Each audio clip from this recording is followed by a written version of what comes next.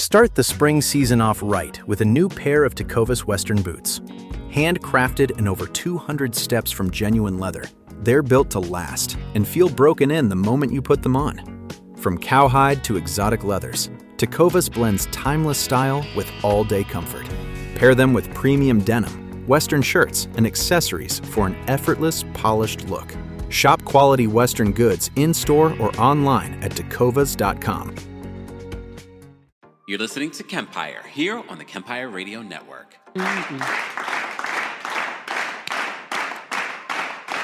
Tampa's in the building. Houston's in the building. Love it. New York City's in the building. Brooklyn, New York is in the building. Seattle is in the building. What is going on, everyone?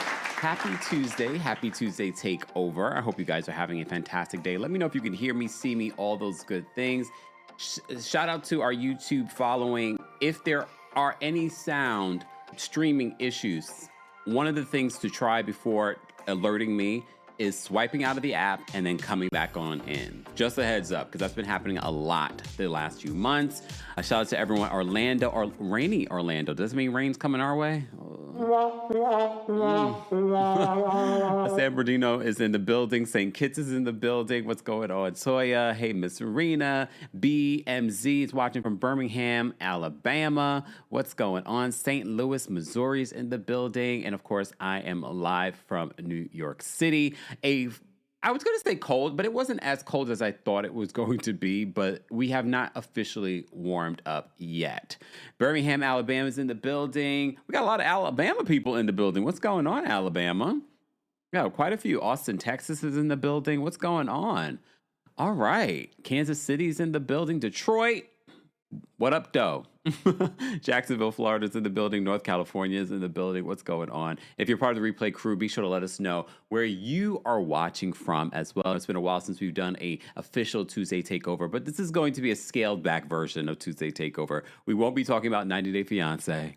We will be covering a bunch of hot topics. We'll talk about a couple of hot topics that I want to talk about, but we always start a Tuesday Takeover with some good news. First of all, I dropped by the What Else Is Going On podcast with Taria Faizan. You may have seen that. If not, go ahead, head on over to her channel and watch it. It was a over 2-hour conversation of pop culture news, politics, and of course, some reality television. So be sure to check that out. That is available right now. Yeah, we got a lot of people from Alabama in the building. What is going on, Alabama? Callie says, this is live. Yes, live. We are all here. Toronto's in the building. Oklahoma's in the building. Houston, Texas. South Florida. Boca is in the building. South Carolina's in the building. Nashville's in the building. Kentucky is in the building. South Carolina. Love to see it. Shout out to all of you. Again, we have a lot to get over. I wanted to start off with some good news. As I said before, I was on Taria's podcast. Be sure to check that out. You can watch it here on YouTube, but you can also listen to it on her podcast, where podcasts are streamed everywhere. So be sure to check that out. Also, yesterday was just full of good news that I wanted to talk about, just in case you didn't see it.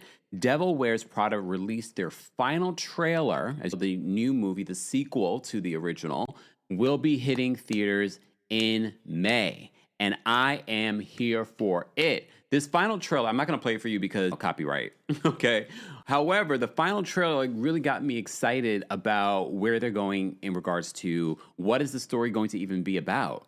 So I'm excited for this. I don't know about you guys, but part of me is I want to get dressed up and I want to go and see this movie, okay?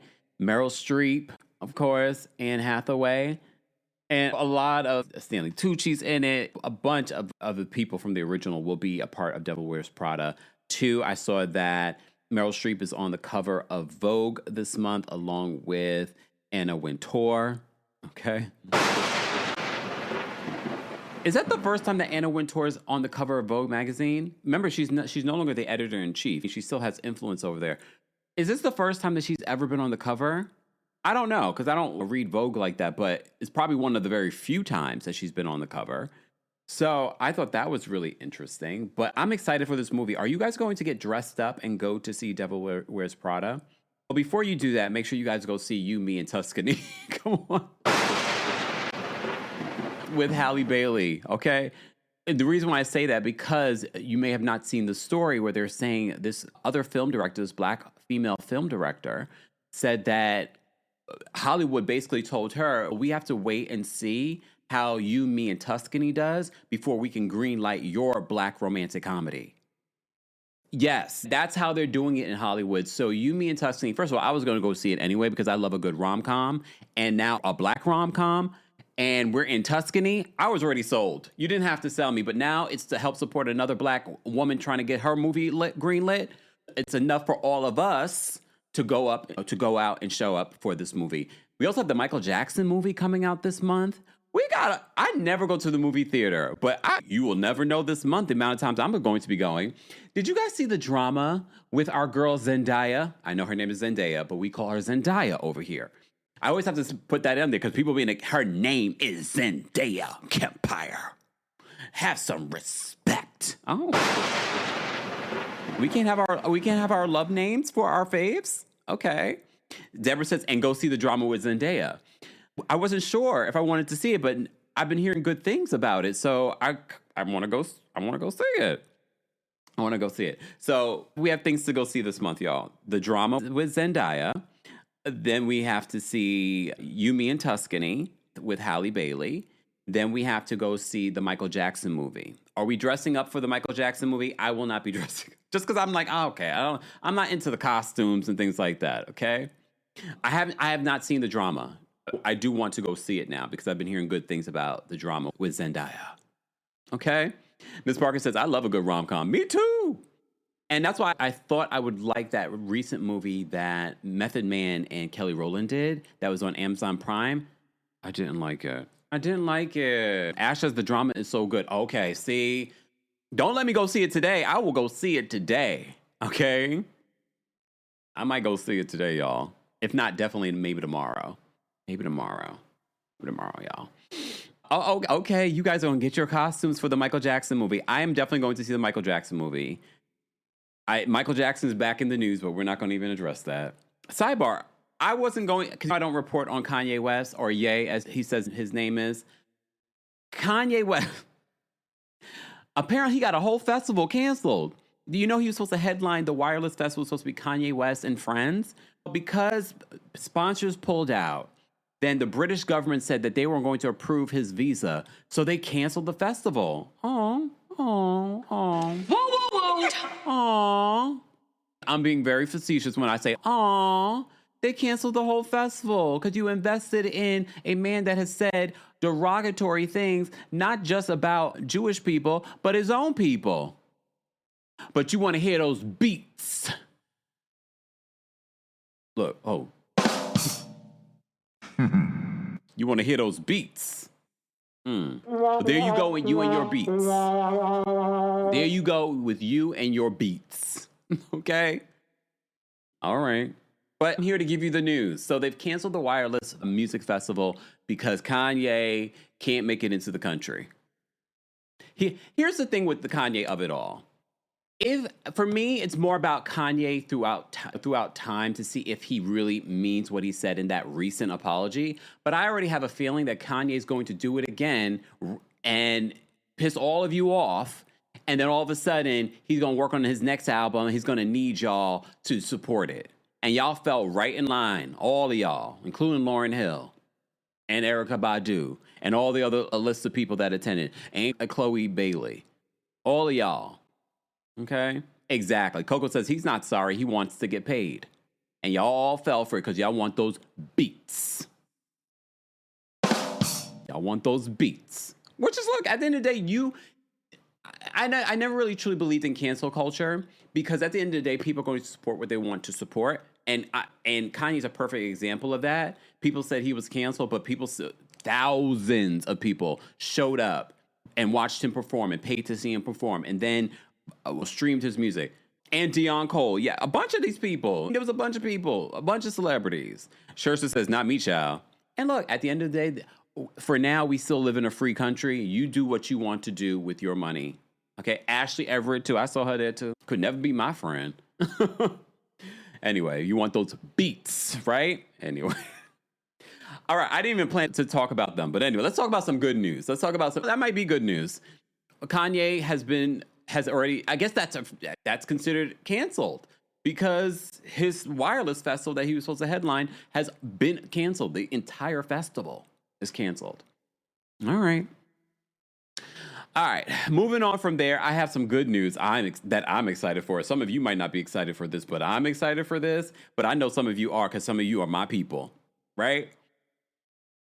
American Horror Story season 13 is officially happening. They started filming already, American Horror Story, and I'm excited for it. I am so excited for American Horror Story this season. And it's not because I love American Horror Story.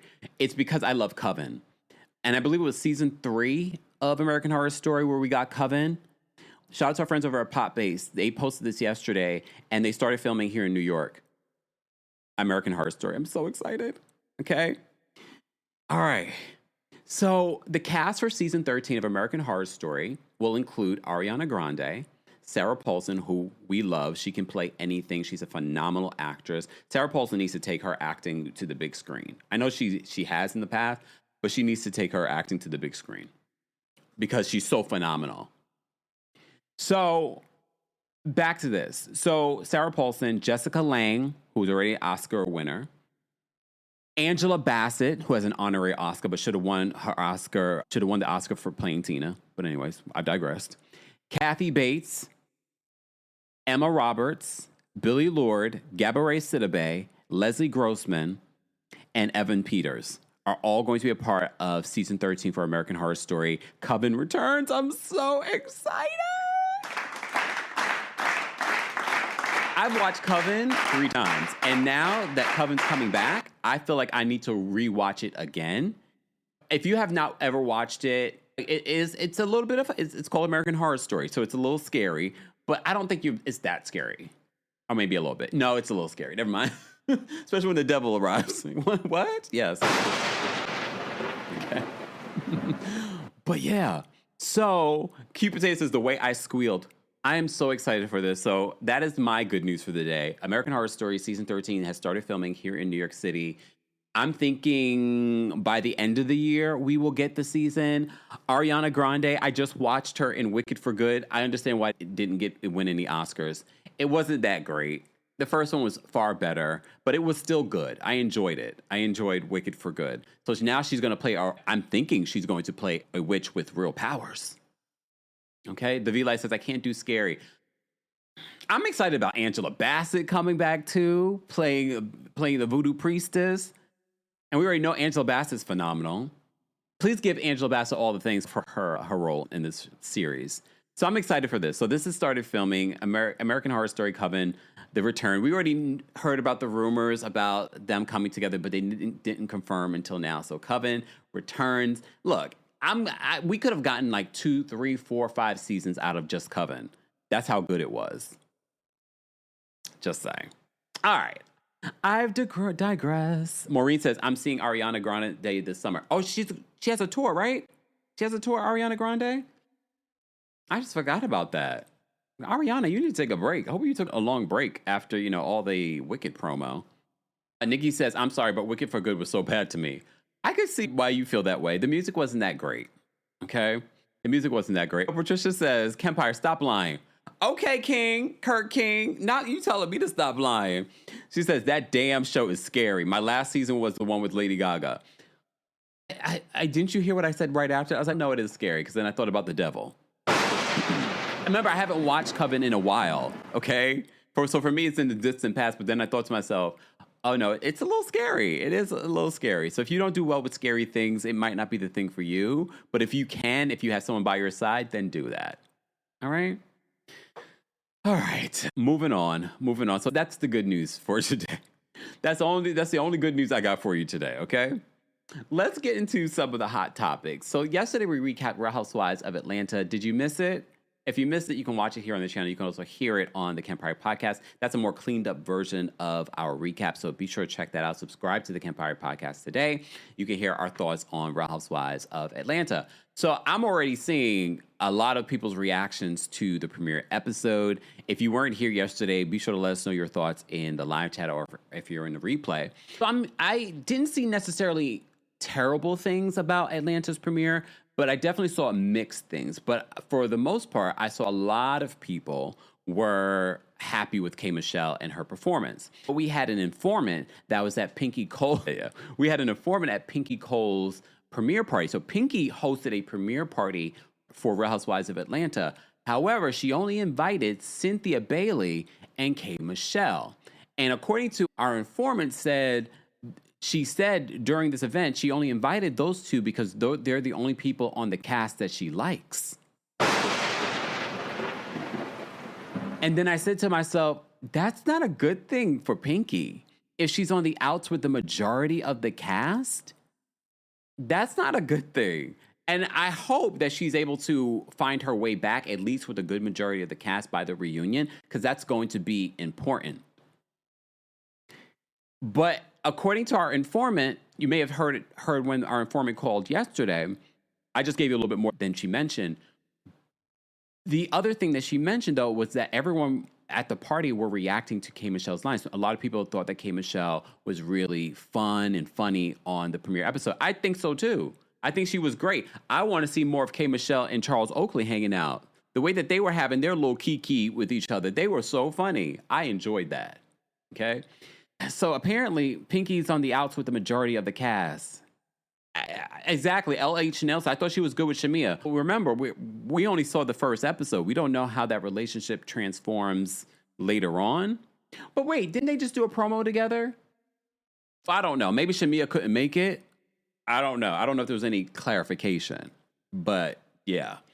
But still, that's not enough. Do we think that Shamia is going to make it past this season, our Countess of Cringe? I don't know. I was surprised that she came back this season. But I understand why she came back this season. I think they wanted to have more actual housewives this season, meaning like people that are actually married this season, because we have people paying people to be their boyfriends. Look, between Phaedra says she's never going to get married again, and she's still making us think that she's having fun with Chi-Chi. I don't think she's having fun with Chi-Chi either. But anyways, I digress. I think Chi-Chi's just happy to be able to get some sort of attention. They barely even show Chi-Chi. So we had that. We had Drew with the man in the phone with the ring light. Then we had Trey, who was Kelly's date. And apparently, according to Angela and K. Michelle, they were like, he's been with everybody.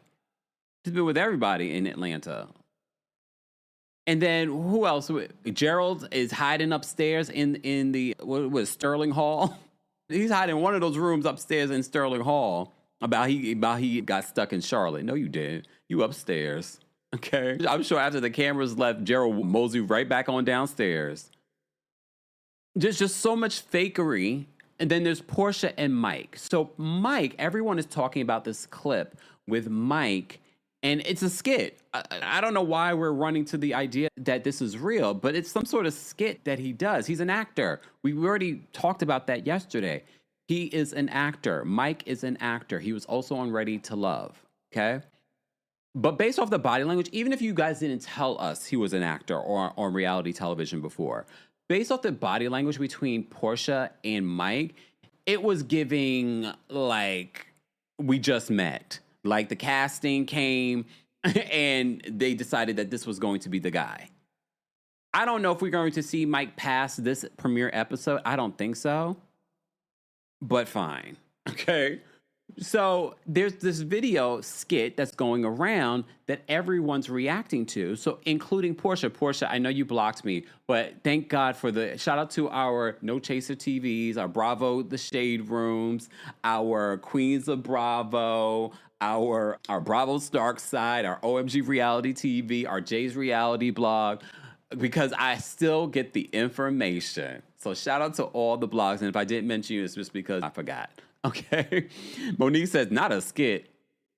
Let me show you guys what it is. We're going to play this under fair use. I might have to stop and go, guys, just to show you what Portia's man is doing. Our friend. I've been wanting to run something by you then.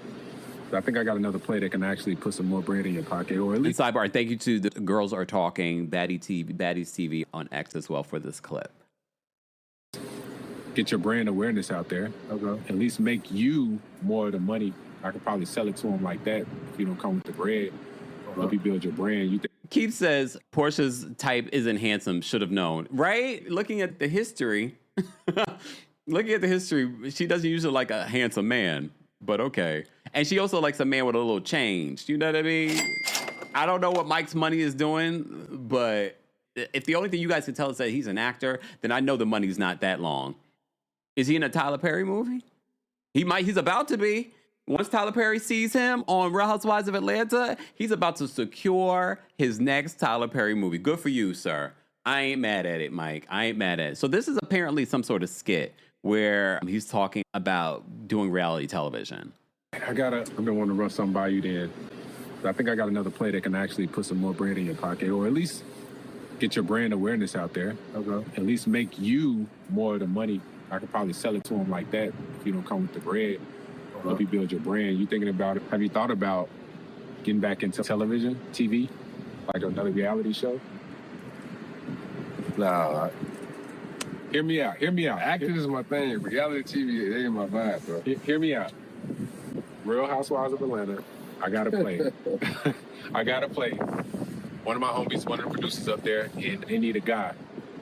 And if you get on there, we can help you build your brand up. That's more awareness, and now you at least value more. Now I can sell it to at least management. That way, if you don't come with the money, I can at least sell you as the money. You come on there. All right, come on there. It's most likely they're gonna put you as a love interest. Most likely. Question, y'all. I've watched this a couple of times, and they said this is a skit. I've seen a lot of skits on social media before. I'm usually laughing. I'm usually entertained. This skit, I'm like, who wrote this? Look, even Tyler Perry's more interesting than this. Y'all seen Beauty in the Black? What? How is this a skit? Is this supposed to be funny? Is this supposed to be drama? Janelle said, Janelle is an actress, okay? She said, I thought skits were supposed to be funny, or at least dramatic. I'm trying to understand what this is. And this is probably why people are running with the narrative that this man, Mike, did this for reality television, that this was not real. Because they took this situation as real. Because they're like, this can't be a skit. I'm not laughing. I'm not crying. I'm not emotionally involved. It seems like an interview. We're like, Krista says, we're waiting for the funny. Let me play the rest of it. We got 30 seconds to go. You know, love interest, man. Here's the thing, too. It is 2026, and I get it. Not everyone's budget is budgeting. However, where are the mics? We can barely hear them. Okay. You come on there now. You do your thing. Then we go ahead and pitch it to Mantra and say, hey, listen, now we got a face. Mike, you can mess around and be the face of Mantra, bro. Yeah, all right. I'm gonna talk to Dom. I don't need permission. I ain't Rafi, but I am bored. I am bored to tears. Bored to tears. I'm sorry. Look, where is the drama? Okay, where is the funny? Okay. So Porsha, as you can see here, posts and says, absolutely false story. This is a skit filmed after RHOA's season. Look, Porsha, I believe you. I don't believe that your relationship with this man was real, though. Because everything that we watched and recapped yesterday didn't convince us like there was anything there. But she will paint the narrative. I'm dating. I just got out of a divorce. I'm not trying to be serious with anyone. I'm dating. Okay, girl. It was giving fake, phony fraud. But if you want to run with that narrative, fine. Advice for Mike, though. Let's help Mike out, y'all. Because Mike is good looking, okay? And he's in Atlanta. And Tyler Perry's in Atlanta. And Tyler Perry, come on, let's be honest. I have to give Mike some credit. He was definitely giving better acting on RHOA than in this skit. I think he would do very well. He's good looking. I don't know if he is Tyler Perry's type, but Tyler Perry likes the good-looking, tall, strong men. They're usually a little bit lighter complected, but I don't know. Tyler Perry it could just be those are the ones that are suing him. What? But he's in Atlanta, so let me set you up, Mike. Mike, what you gonna do? because apparently this is how you can meet Tyler Perry. So the next Tyler Perry event where Tyler Perry is going to attend, you want to be one of the waiters there. And just look, make sure you wear something extra tight. Extra tight. And muscle showing to make through the shirts, okay? And just some like, Mr. Perry, here you go. Here you go, Mr. Perry. Here you go. And then that's all you will have to do. You'll be on Beauty on the Black. You might just be one of the extras in the back for now. I don't know what's going to happen in order for you to get a speaking role. I don't know what you have to do to get a speaking role. I'm not getting an involvement. I'm not telling you to do anything. But if you're in Atlanta, I'm trying to help Mike out, y'all. Come on. Right? Ashley says he's not Tyler Perry's type. Singer DSC says, not helping Mike out. I think Mike is good looking, though. I think he's good looking. And I think he's not a bad actor based on what we saw in RHOA. And Brenda says, be friendly with Marlo. Even Marlo can't even get a date with Tyler Perry. Anyway. Poppy Choplin says, not Kempire the agent. I give good advice. Ask Taria. We talked a little bit about that on the What Else Is Going On podcast if you missed it, guys. Today's brought to you by our friends over at Baskin Lather. I am always so excited when I can collaborate with a brand, first of all, that's Black owned, but also something that I know you all can benefit from and will love. That's why today's live is brought to you by our friends over at Baskin Lather. So let me tell you a little bit about Baskin Lather and how it even all began. As I mentioned to you before, it's a Black-owned business. When a dermatologist misdiagnosed CEO Shayna's younger sister and said her hair may never grow back, the family took things into their own hands, very much like Black people always do. Today, her hair is down to her hips. Shayna and her mother researched and formulated their own scalp and hair oil to stimulate growth and retain length. And I know what you're probably thinking, Kempire, what do you know about hair?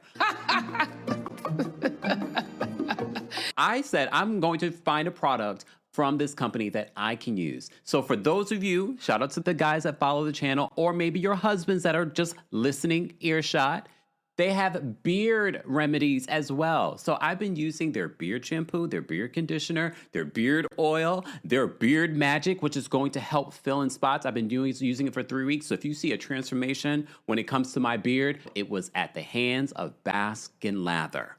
So there are things there for men as well. But more importantly, I know that we have a large audience of women that follow the channel. So I love when we can bring a product that's going to benefit you. Let me tell you a little bit more about Baskin Lather and some of the things that they have on their website. If you're looking for something when it comes to your hair, nourish and hydrate from the inside out with 100% natural ingredients. They have a nourishing hair balm for curly or kinky hair that helps reduce hair breakage and adds shine. When used regularly, users have seen results in about 3 months. Made with ingredients that can penetrate hair strands without clogging pores. Non-greasy formulation with no petroleum or lanolin. They also have hydrating hair mist. Keep any hair type soft and shiny and hydrated. Combines aloe vera and avocado oil to reduce frizz, treat dryness, detangle, and redefine curls. And I took a look at their before and afters, and you would be amazed. From people that have alopecia to dryness of hair to length. The length, I was like, well, maybe I do need to try it. They also have before and after when it comes to thinning hair and shedding of your hair. As I said before, there are multiple before and afters for men as well. These products are for both men and women. I never bring you something here where you can't benefit or get a discount. Explore viral bestsellers and products of healthier hair of all types from Baskin Lather. Go to baskinlatherco.com and use code KEMPIRE for 20% off. That's 20% off at baskinlatherco.com, code TheKempire. More details on Baskin Lather will be available in the description. Thanks to Baskin Lather for sponsoring today's live. You guys are in the comment section talking about Mike's filmography. Okay, let me find out, Mike. People know who you is, Mike. They know who you is. Be Ready says Mike Bless is a decent actor. He worked with Will Packer and he was on Kings of Johannesburg on Netflix. I love that for him. That's amazing. Okay, Queen Shamama says, thank you to remember, I actually think Tyler would hire him. Yes, go put on the waiter costume. Just saying. Sometimes you got to do what you got to do in order to get to where you're going. And I'm not saying that. Well, I'm just saying sometimes you need to show up in the rooms where the people be at. Okay. Singer DST says, maybe he can be Quad's new victim, new man. Gail says, Mike has a lot of movies on Tubi. Okay. And people sleep on Tubi, but there's a lot of money being made over there on Tubi, and the Tubi streaming versus Netflix and those things, they have a lot more people watching Tubi than some of these other streaming platforms. Again, because Tubi is free, but they definitely have a market there. And they have advertisers, so congrats to them. D. Nicole, thank you so much for being a member for the Super Chat. D. Nicole says, the storyline for Wicked for Good was good, but the songs were trash except for their duet at the end. I was boo-hooing. I agree. I was waiting for that. I was like, are we there yet? Yeah, I agree, D. Nicole. Thank you for the super chat. Latoya, thank you so much for the super chat. Latoya says, hey, Kempire, off topic. My son is getting deployed to South Korea today and would like with the prayer warriors to send a prayer for him and his platoon. Thank you. I enjoy you and the community. Latoya, of course. Let's all take a moment and send good wishes to Latoya's son who's going off to South Korea and all of the other individuals that will be going to South Korea and other deployments that are happening in this country. Unfortunately, that probably could have been avoided, but here we are. Latoya, we will continue to pray for your son. If you're part of the replay crew, please send up a prayer for Latoya's son and his platoon as well. All right, let's move on. All right, I guess I'll get to Summer House and then I'll get to the quad of it all. Summer House. So, guys, I've been watching season 10, and I know, shout out to the Summer House stans and the Bravo universe, because you all getting your feelings. No, Kempire, you got to watch season 8. I think if I have time in between now and the reunion, I'm going to watch some of, at least the reunions of the last couple of seasons of Summer House, just to have some familiarity with some of the things that have been going on. Even though I do have a lot, I have more than some of you probably even realize. So I've been watching. I've watched all the episodes so far of season 10 of Summer House. And for me, it's really the same stories that are happening throughout the season. So I want to first start off with the newbies. How do you guys feel about the newbies? I feel like Ciara feels for KJ. I don't know if you guys feel protective of KJ. I really love KJ. And I'm sure you guys probably love him too. How do you feel about him with Dara, though? Because that's the last thing that happened on the last episode, is that Dara may have lied about being in, she did lie. She lied to Bailey about being in that room with Ben. Because there was something first brewing between Ben and Dara. But apparently she met KJ and they hit it off and they've been together ever since. I think they're still together. But how do you guys feel about KJ and Dara dating? And I'm not even talking about the whole interracial of it all. I'm just talking about personalities. Because I did see the episode where Ciara talks about how her dating white men on this show, she's gotten a lot of criticism, especially with the way that Wes did her on the show. So I know there are some people that were like, I don't like the fact he's dating Dara because is she white? I'm assuming she's white. I don't know. Amara says Dara is sneaky. That's what I'm feeling. Thad says she did, but it was before her and KJ got together, I think. That's what I'm wondering, because we also have to keep in mind, right now, the timeline is like Dara and KJ have only known each other like 2-3 weeks, and it's moving very fast and heavy. Sidebar, is Jesse mixed? I'm just asking. Some people can do the white passing thing, but is he mixed, Jesse? People were mad at me when I was like, I know Jesse's not perfect. However, I the vibe and energy between him and Ciara, and some of y'all were like, no, Jesse and Ciara. Okay, I didn't appreciate the way okay, hear me out. I'm jumping around. Let me focus. I'll get back to Jesse. Just let me know if Jesse's is part of the fam. Okay. Foxy says Dara wanted Ben. Yes, but that never popped off. That never popped off. Oh, he's Jewish? Okay, Jesse's Jewish, I think. But that's still not answering. You could still be Jewish and mixed race. Just so I'm asking. Lana says Jesse is fine. At first, I didn't see it for Jesse, but the more I got to know Jesse's personality over these last 7 to 8 episodes, I was like, I'm looking at him a little different. Anyone else like that? I know some people are very like, you have to look physically attractive. But if I get to know someone's personality, sometimes that makes me a little bit more attracted to them. He's still a little goofy to me, but I'm like, okay. Fad says, no, he's full Jewish. Oh, so it's like a Joy Behar. Remember Joy Behar, her old photos, and she got a little bit of a fro? Okay. Oh, so if he's Jewish, then you know his Jewish mother wants him to marry a Jewish girl. Okay, so that's so that's not going to happen. That's not going to... But Jesse really likes Ciara. I will get back to that because I have a lot of thoughts on that. And if you guys are just joining us, we're talking about the current season of Summer House. You guys can continue to give me some of the cliff notes in regards to things that have happened in the past, okay? Deborah says, Jesse is an F-boy. He's not that attractive to me. I think all of them are F-boys, except KJ. For the most part, all of them, even Ben. I don't think Ben is as innocent as he's trying to portray on this show. But anyway. But back to Dara and KJ. I don't feel like it's a big red flag that Dara may have lied about it because, again, are KJ and Dara even exclusive yet? And at this particular point in filming, they've only known each other 2-3 weeks. Yes, it's moved fast and heavy. I don't understand why he would even be upset or bothered by her being in a room with Ben because they weren't popping off. Did they even sleep with each other at that particular point? I don't even think so. So I don't think it's a big deal. For some people, they think it's a big deal because then it means that is she always going to be looking his way? We're watching Summer House. All of these people, I feel like, have the potential to hook up with each other. And did something happen between Ben and Amanda? And I will say this, as I'm watching, I actually am glad I'm watching it now after all the drama and hearing about the alleged timelines, because it makes you look at the interactions between Amanda and Wes very differently. Very differently. But I'll get there. How are we feeling about the other newbies? I don't even know who the brunettes. Hey, what's her name? I know Bailey's name, the blonde, because she's been... Anyone else annoyed by Bailey? I'm annoyed by Bailey.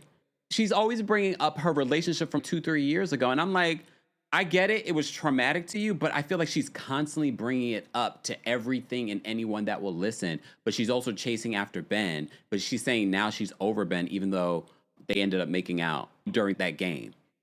I also feel, okay, for those of you that are in your late 30s, 40s, or 40. Let's say you're in your 30s, 40s. Are y'all still playing these high school games? And when y'all meet up with your friends and do all the things? I just feel like that is something we did when we were in college. Maybe, I don't even know if early 30s we were doing that. Okay, I'm not alone. Bailey is annoying. Lexi says Bailey needs therapy for real. She couldn't flirt. She didn't know how to flirt. She had a crush on Ben. Her crush on Ben fell apart because Ben confronted her for making that comment about wanting to sleep with Amanda during her birthday festivities. She's a little awkward. So I found it interesting when some people have been saying with the newbies, they see hope for Summer House extending, but I don't see Summer House thriving without the people that have been there. These newbies, I don't feel like could carry Summer House into season 11. I'm assuming Ciara would stay on Summer House, but I also don't want Ciara to stay on Summer House. I feel like Ciara could really thrive and do bigger and better other things. Like this is like the perfect opportunity for her to do bigger and better. So I really don't want her to see her get stuck in this wheel of reality television. Exactly. Angelique says, no, in my 40s, we're enjoying some wine and dine. And I'm not saying that we don't have a good time. We don't go out dancing. We don't drink. We don't do any of that. I don't. But I know friends that do. Lana says Bailey was spot on about them. What do you mean? What do you mean? Spot on about who? Specifically? About Amanda and Ben? Based on what we see for the preview for this week's episode, you might be right. But Bailey is a little annoying to me. What's the other lady's name? The one that she's always in bed with. Mary Jane's baby. Hey, Mary Jane's baby. I feel like I haven't seen you forever. She says the newbies are weird.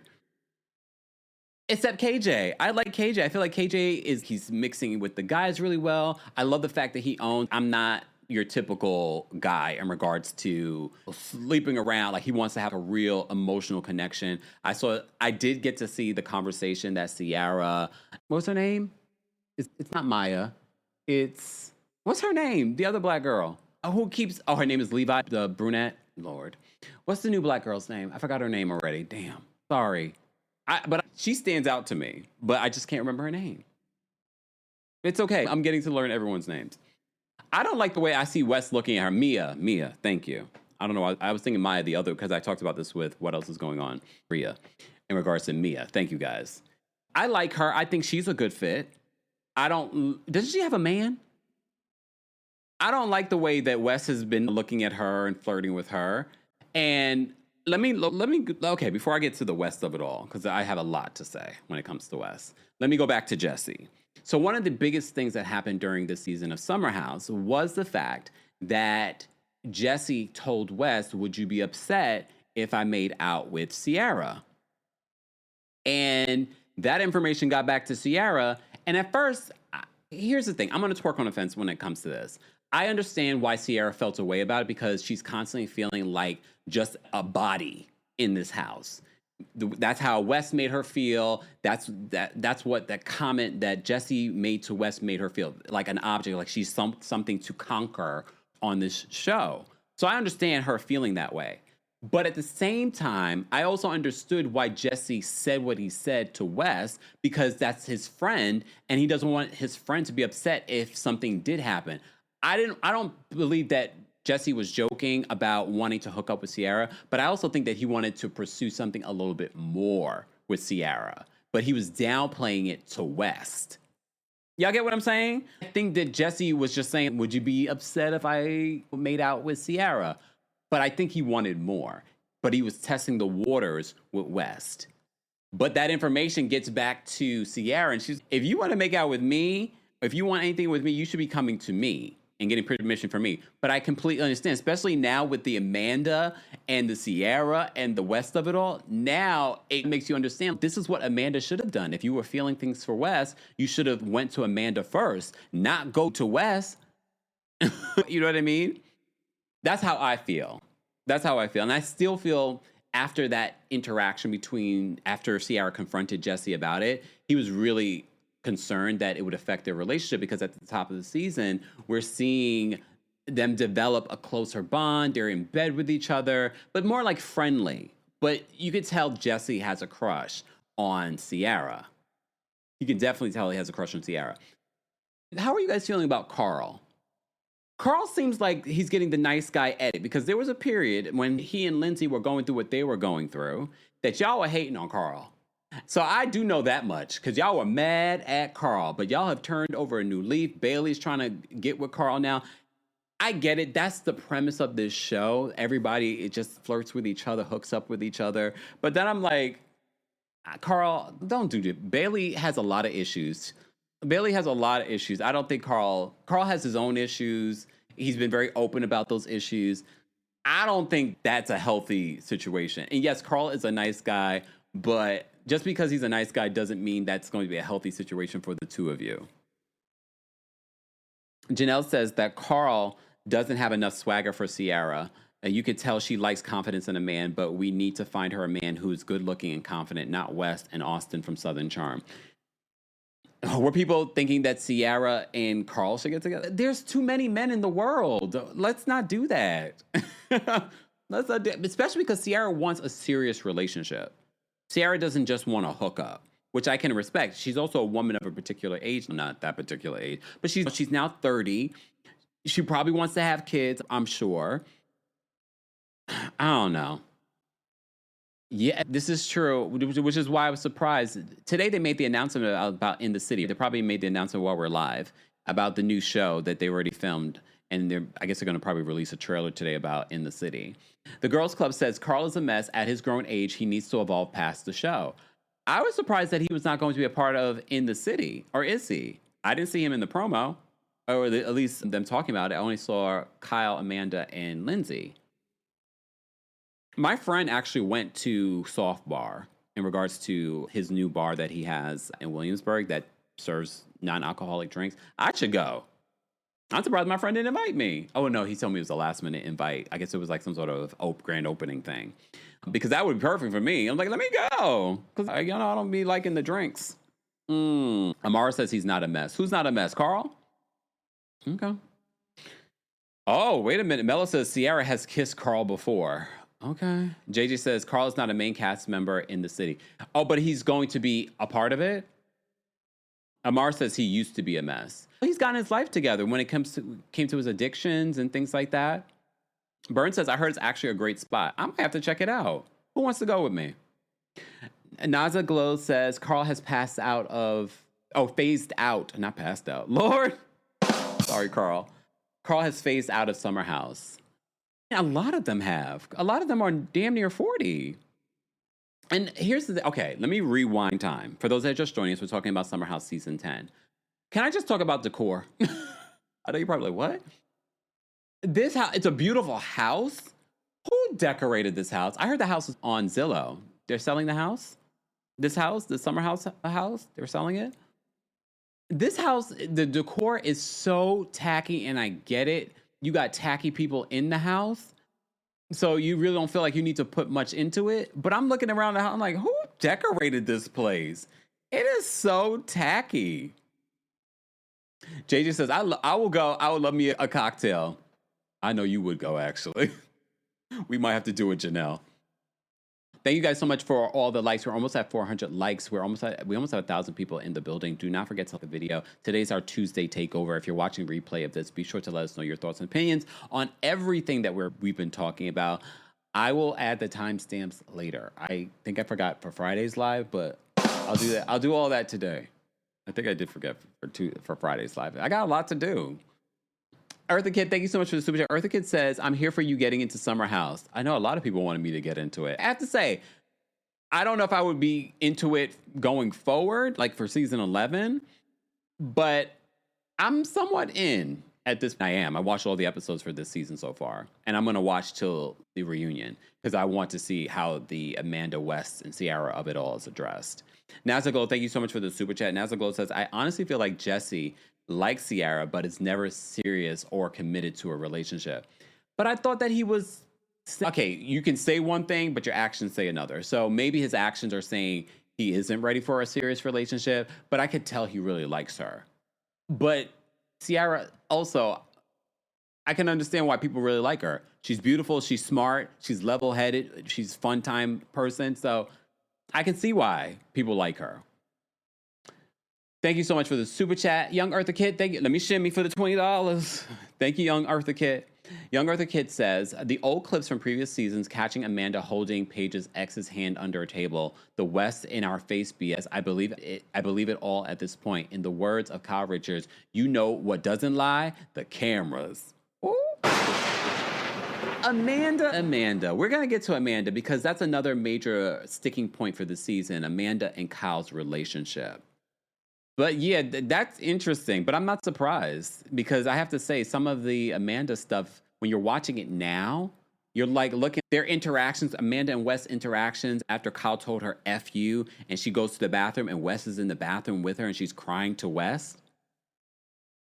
Okay, and mind you, they're saying that this affair started before they went into the house this past summer. That's what they're saying. I don't know if that's true. I'm sure that will be asked at the reunion.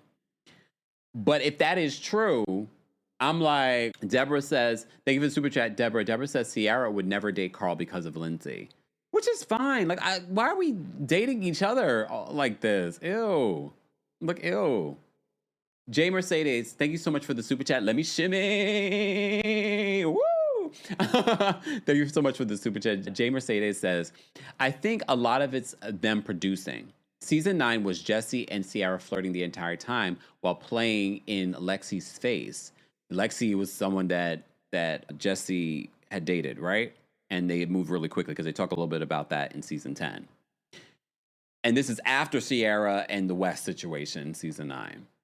Carl asked Ciara out at the end of season 9, and she said no. On top of that, West of it all seems like single survivor.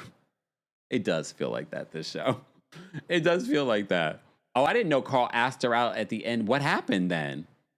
What happened if he asked her out? She said no. She said no. That's weird. It's very incestuous. I don't like that. Not lip liner Lexi. Hilarious. Okay. Amara says that was a good shimmy, wasn't it? I was even impressed with myself. I was like, okay, shimmy. I'm a little loose today. I went to Pilates this morning and we did a lot of shoulder mobility. So that might be what it was. She really loosened my shoulders up today. Okay.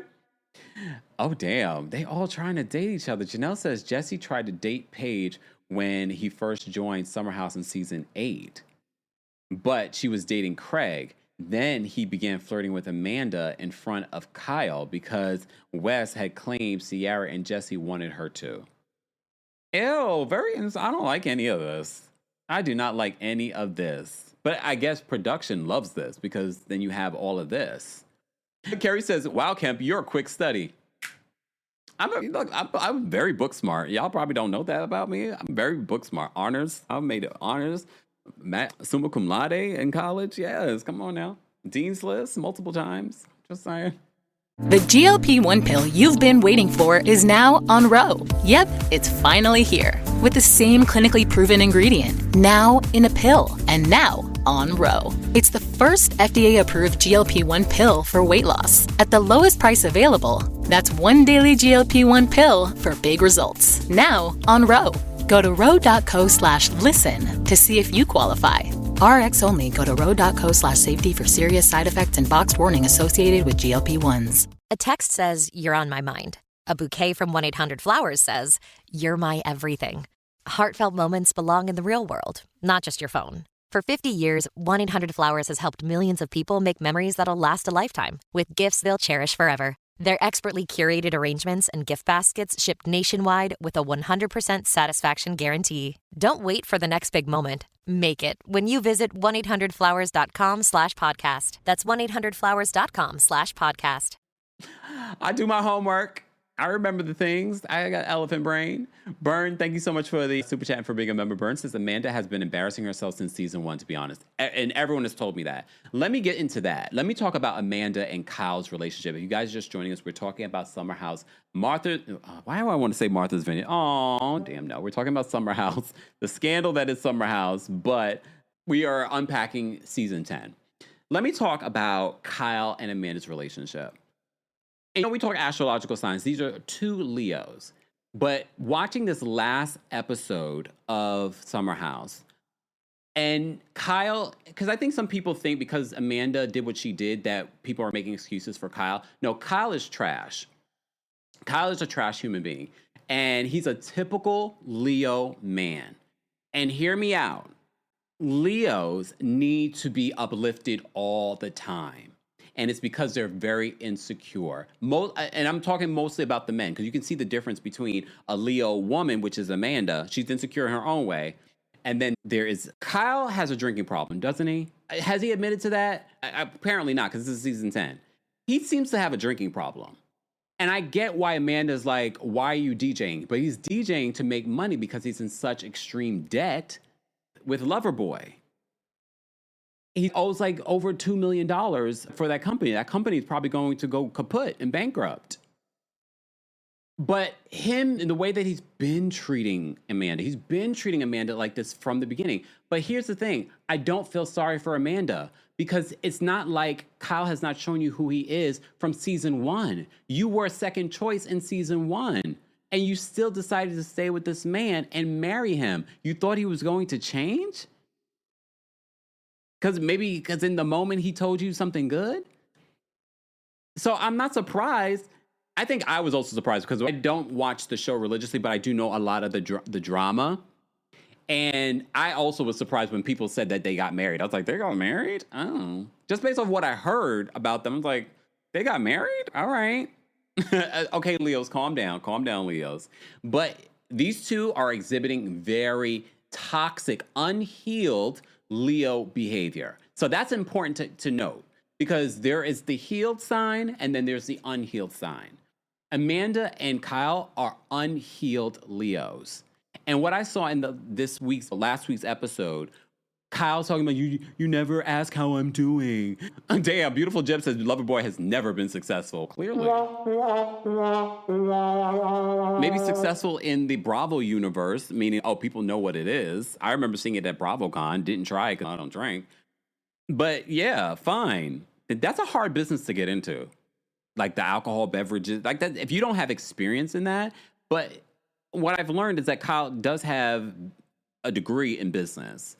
Doesn't mean that you're good at business. And if you're drinking all the time, you're not making smart choices.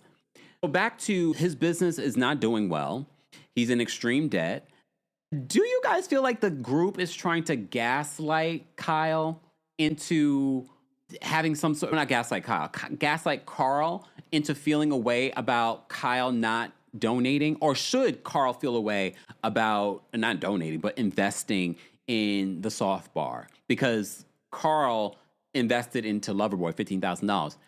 I don't think that he should. Why should you allow peer pressure to invest in something when you don't have the money? Unless he has the money and he's lying about it.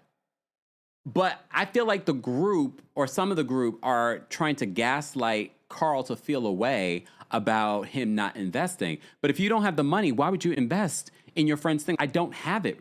You had it when I was trying to launch Loverboy. Unless this is just a pattern of behavior over time where Kyle is not supportive of Carl. You guys let me know. Okay, Monet says Carl shouldn't feel away. Kyle is barely above water right now. Okay. Deborah says Kyle should invest. I don't understand. How is he investing, though? With what money? He says he doesn't have money. Mary Jane says Kyle started DJing for an excuse to cheat more. I think that all comes together, and that's why Amanda doesn't want him DJing. And she did not sign up for him DJing, and that's why she doesn't want him. He's drinking more, and when he drinks more, he makes poor decisions. I told you when I met Kyle, he was drinking then too. That was back at the Crappies. When was the Crappies? Not this last one, but the previous one. And someone told me that's the night that he ended up at a fan's apartment. I'm not surprised the way that he was talking to some of the ladies that were right in front of us. I was like, I looked over to Brooke. I was like, ain't he married? Mind you, I don't really watch the show, but I know of things. I'm like, ain't he married? Brooke, ain't he married? And not that he was like crazy flirtatious. It wasn't like crazy obvious, but I was just sort of, a little friendly. Okay, a little friendly. You bring up a good point, Foxy. I didn't think about this. You right, Foxy. Foxy says he had money for that expensive watch that he got for Amanda's birthday. However, in all fairness, that's his wife. She's always asked for something. He could have put that on a credit card, though. And that's the way she made it seem. He put it on a credit card. I don't feel like he should feel pressure to invest into Carl's soft thing unless he was doing okay for himself. And maybe, I'm sure they're going to talk about this during the Summer House reunion. But if you don't have it, you're talking about you're in extreme debt, you owe millions of dollars. Yeah, you could do it. And that's the thing. I do not want people, including everyone watching this, to feel pressure from your friends or family to do something that you are not comfortable doing, especially when it comes to your finances. Some of y'all do that with your family because it's pressure. You put yourself in debt because friends and family, that's your mother, that's your sister, that's your best friend. No, if you ain't got it, you ain't got it. Okay. You ain't got it. Just saying. Naza, thank you so much for another super chat. That's $20. Thank you. I shimmied for that. I honestly wonder if it brings up a bigger topic if people in relationships should complain about their spouse to the opposite sex. I'm glad you're bringing this up. I feel like emotional connections start forming and boundaries get crossed. You're referring to Amanda and West. Well, here's the thing. I also thought about this because in these last couple of episodes, Ciara has been expressing her disdain for the way that Kyle is treating Amanda. And I understand that, and I see a lot of friends do this. And then if you've seen a pattern with Amanda, she has been told since season 1 that this man is no good. She ends up marrying him. This is where friends need to see their way out of these conversations. And telling your friend you should separate or divorce someone, I almost clutched my pearls when I heard Ciara say, I was like, Ciara, you're doing a little too much. I get what you're saying, and I agree with you, but I'm not telling my friend that because you don't know if that friend is going to actually divorce him. And I know they're separated now, but you saw that with all the drama that's happening, Kyle's defending her. Now, I wouldn't be surprised if they don't end up getting a divorce. And now you on the friend that they can't trust, they'll do it. They'll still continue because they want to film. But here's the thing. In an everyday life situation, do not get yourselves involved in people's relationships or especially their marriages. One way that you can support your friend, and I feel like Ciara could have said it without saying it, I want better for you. Anything that you need, even if it's a place to stay, I will provide that for you. But I'm not going to tell a friend to get divorced, to leave their partner, unless it's like he's like physically abusing a girl. And even then, you really can't do much about it until that person is ready to do it for themselves. You know what I mean? So I clutched my pearls, my imaginary pearls for a second. I was like, ooh. Elle says that's why you keep your friends out of your relationship. A lot of people don't. I would. I keep everybody out of my relationship. It's only for me and you. Janelle says, thank you for being a member, Janelle. Janelle says, Kyle is currently 43 years old while Amanda is 34. Amanda's 34? Excuse me? I thought they were the same age. 34? Oh, Ciara is 30 and just coming out of her Saturn return. I love it, Janelle. This chapter of Ciara's life is closing for good, and I'm happy for her. Oh. Cece says, we're all shocked too, Kempire. Okay. Break the Cycle says, will you review Coven? Maybe I will for Club Kempire, because that's where I've done some of the scripted recaps. Like I talked about White Lotus on Club Kempire. That's the Apple podcast. I can't say that I'll do it for YouTube, but I might do it for the Club Kempire. I dropped a new episode over the weekend, guys, for Club Kempire as well. You can hear that exclusively on Apple Podcasts. If you don't have an Apple device, you can hear it via the Apple Podcast website. Chris says she's got work done. What work did she get done at 34? Riz says that's a hard 34. Carrie says the Saturn return is so real, though. Yeah, I'm happy for Ciara. I saw Ciara also bought her grandparents' home and she's renovating it. In, was it North Carolina? I love a good home renovation, so I'm here for that. I am here for that. For Kyle being 43 and looking the same age as Amanda, I don't know if that's a good thing or a bad thing. I have to say Kyle looks good for 43. No, but all that drinking won't catch up with you, Kyle. I really enjoyed the whole old people party that they did. Ciara had the best costume. Hands down, Ciara had the best costume with those long breasts. And then she did the whole, but I guess she's really into doing all the costumes and things. For me, she had the best costume. But anyway, all right, what else did I want to talk about? I did watch, I think it was like episode 6, at the end of the episode where Ciara, Mia, and KJ talked about the Black experience and how they have to show up in the world, and everyone's sitting around listening to that. I thought that was a really powerful conversation. I remember when it happened, so many people were reacting to it on social media. I loved that conversation, especially because Ciara being the first Black woman in Summer House and what she's had to deal with, but being one of the few on a white show like this in the Bravo universe, people have no idea. She gave you a little glimpse, but I've spoken to other Black women within the Bravo universe and navigating that space. And it's not just Housewives. We're talking about Below Deck. We're talking about shows like Summer House, and just Black people in the Bravo universe. Y'all have no idea. You have no idea. She just gave you a glimpse of what that looks like. But I'm glad that KJ was there to have that. I think she also felt empowered having KJ and Mia there to have that conversation with the group. This is why so many times, I know people get in their feelings about Black people like connecting on Blackness, but there's a reason, because so often we feel alone in regards to that experience, and people try to downplay that experience in this world. So I enjoyed that conversation. Let's talk about the Amanda West and Ciara of it all. Watching season 10, seeing the interactions between Amanda and Ben, Amanda and Wes, especially in these last couple of episodes.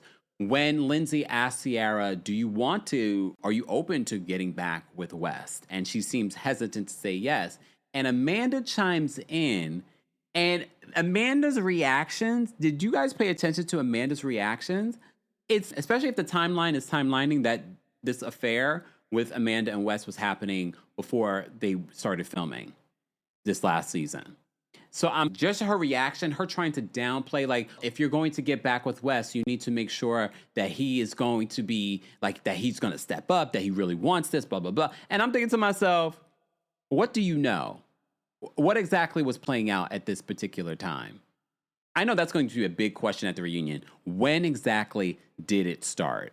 Because a lot of things will happen. Because the other story that we reported on a few days ago was that Ciara may have hooked up with Wes just a couple of months ago, after summer. So if this was happening before the summer, there was some overlap in what was happening between Ciara and Wes and Amanda. Ew. This is why women get on prep. Get on prep. Everybody, get on prep. Just saying. All right. So some of seeing that play out is interesting to me. Let me get back to the Jesse and the makeout of it all. So Jesse goes to Wes and says to Wes that, how would you feel if I made out with Ciara? And Wes seems like awkward about that. He says, because Jesse and Wes are friends. That, of course, gets back to Ciara. Ciara does not like that. But hear me out. We also see Wes and Ciara flirting with each other a little bit more. We saw in the last couple of episodes, Wes trying to be touchy-feely with Ciara.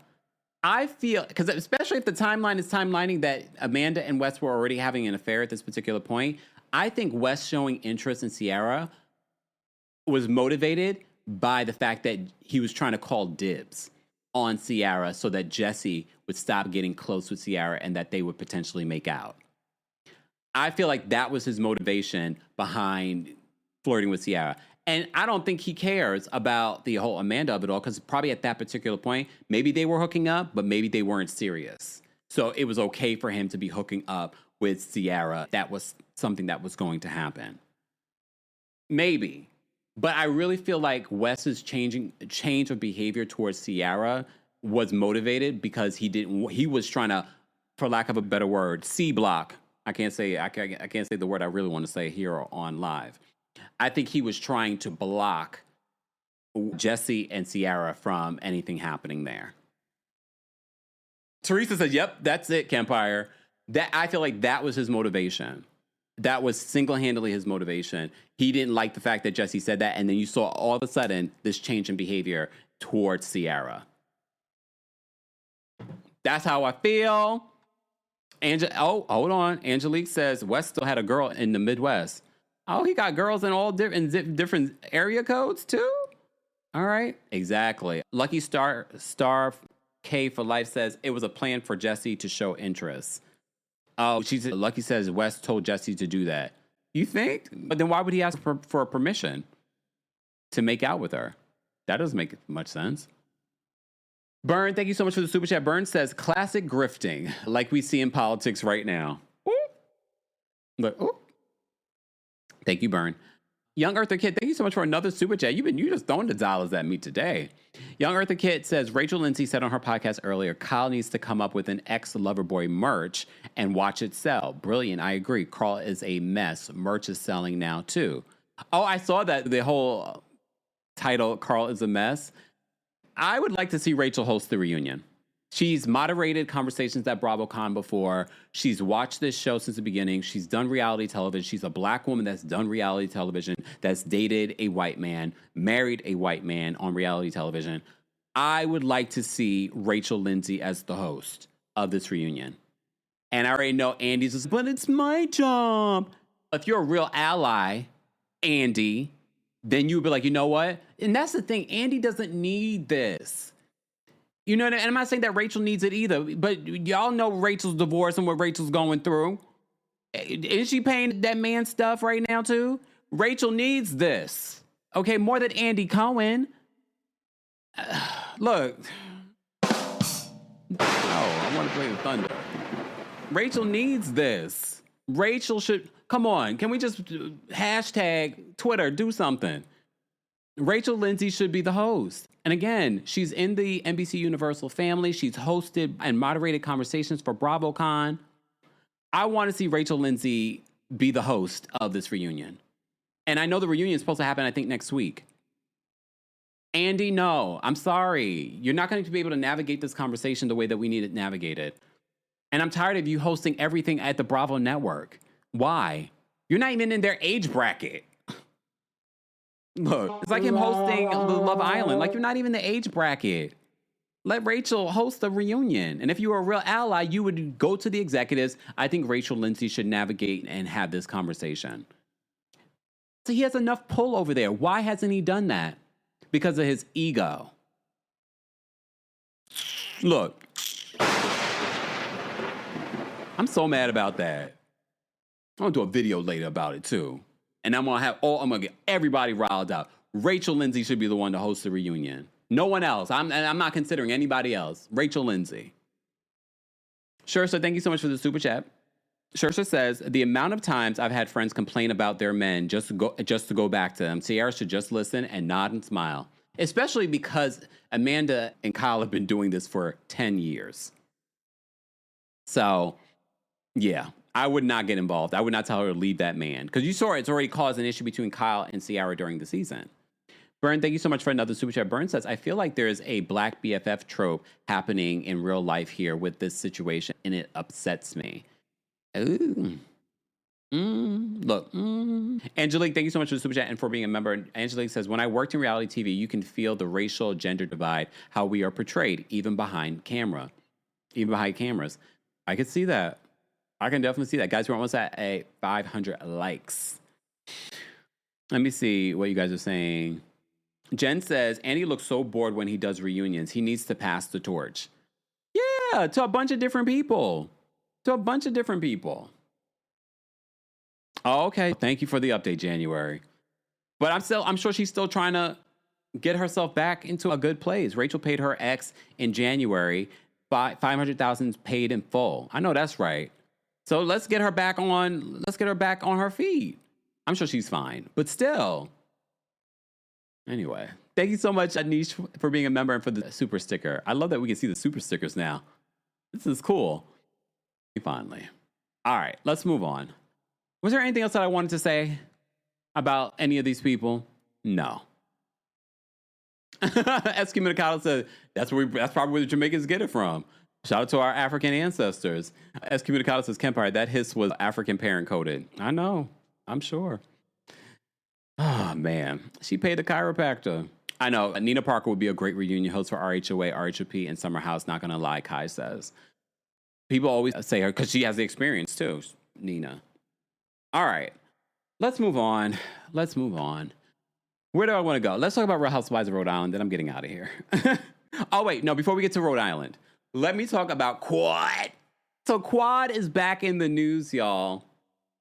So Quad's makeup artist is defending her and slamming Kirk King. You remember, yes, we've already talked about this. I'll play this clip for you again, where Quad is talking about King during her interview with Carlos. Very positive. I have a positive outlook on it. And when God says it's time, it'll be time. How did you feel when King made the comment under our post when you spoke about the breakup and how he announced it first? Because a lot of people felt that we only know you because of Quad. So because Quad introduced you to us, give that woman the right to introduce to us that y'all broke up. He left a comment under the post saying for you to be careful before he starts speaking out about some stuff and exposing people. I don't know what he could expose because he doesn't know anything about me. However, I will say that I'm wishing everybody to just be happy. You know what I'm saying? I want him to move forward and be happy. I want Quad to be happy. I do think they had something very special. I did think highly of him, and I still do. And I hope he lives his life amazing, just like I see Quad living an amazing life as well. I think that's well said, Heavenly. When was the last time that Kirk has reached out to you? It was recent, very recent. Maybe a few days ago. Saying what? I don't. I don't. Okay. I don't indulge. Listen, Did you respond back? I don't indulge. Well, here's the thing. I'm all in when I'm all in. I'm so in. I'm so in when I'm all in. Sometimes I can even be blinded that I'm so in. So when I'm all out, when I'm out, all out. Do you, not to belabor, Y'all know Quad has been through a lot this season, okay? Quad has been through the trenches, okay? She's been through the trenches. So King at the time posted in the comment section, "Stop lying." He says, "I asked to end the relationship and haven't had a need to contact you. Stop trying to make yourself look good. These curated interviews and PR stunts are laughable. You have them in controlled environments with your friends, not with a real journalist that will question you. The performance goes on." He then says, "And no, it wasn't mutual or amicable. That was another performance and PR stunt." You may recall, Quad did not attend the reunion with King there, and they did ask about why wasn't he there. Toya revealed that he wanted to be there. Then, yesterday, I saw that Quad's makeup artist was in the comment section and said this about King. Hold on, let me bring this up. Doop. Hold on, let me bring, boom. Okay. So this is what the makeup artist had to say. So the makeup artist says this: "Wow, to see you," she asks King, she says, "Wow, to see you get on here and lie to these people in the comments is diabolical. I've sat back and watched you try to embarrass her at every turn, and this really needs to stop. I know the truth," she puts in caps, "because I was there, and let's not forget the 4-hour three-way call that you wanted to have. I witnessed you firsthand gaslighting Quad and trying to manipulate her just so that you could, quote, win." Shaking my head. "Honestly, this is just sad because I didn't even think that you could be this guy. Quad has wanted nothing but peace and for you to both to move on, and I was high-key glad when she stopped responding to you as a whole. I'm only commenting because it's exhausting when you know the truth. I'm tired of seeing this narrative you are trying to spin against her to stay relevant." She then says, "To keep it all the way real, I was there for all of your back-to-back crash-out messages when you realized you no longer have access to her. Check your phone. Clearly, you are forgetting about February 24th, to which what you are saying she's lying about. But hey, I was just observing and painting." Here's the thing. I've noticed a pattern with Quad. Quad will do an interview like with Carlos, who is a friend. She will use bloggers that she's friendly with. She will have her makeup artist speak for her. I said this before, I'm going to say it again. Am I a huge fan of King? No. However, I still felt like it was fair to have him at the reunion. You used him, gaslit him when your ex-husband was on the show. Then you used him again for this last season. I think it was only fair to have him at the reunion to tell his side and then be done with it. If he kept on talking afterwards, then I'd be like, okay. But you didn't even give him an opportunity to speak his side. You control the narrative. And dare I say, I think you may have blindsided production. I think production thought that King was going to be there, hence why they put you by Andy Cohen. And I think I think they wanted King there as well. And I also believe that you guys would have had a 3-part reunion if that would have been able to play out during the reunion. So apparently King also responded. Where's King's response? I know I had King's response somewhere because King also responded to the makeup artist. And here's the thing too. The makeup artist, I feel, would not feel emboldened to say anything without Quad giving her permission. Because there's no way as a makeup artist that you're responding on someone else's relationship without permission from the person that employs you. Right? Especially the way that she responded, revealing all those details. I was like, there's no way that you did this and want to keep your job without getting permission from Quad to actually speak out and say something. But as I said to you before, I feel like Quad has a pattern of behavior where she does that. She puts stuff out there, has other people do her dirty work for her.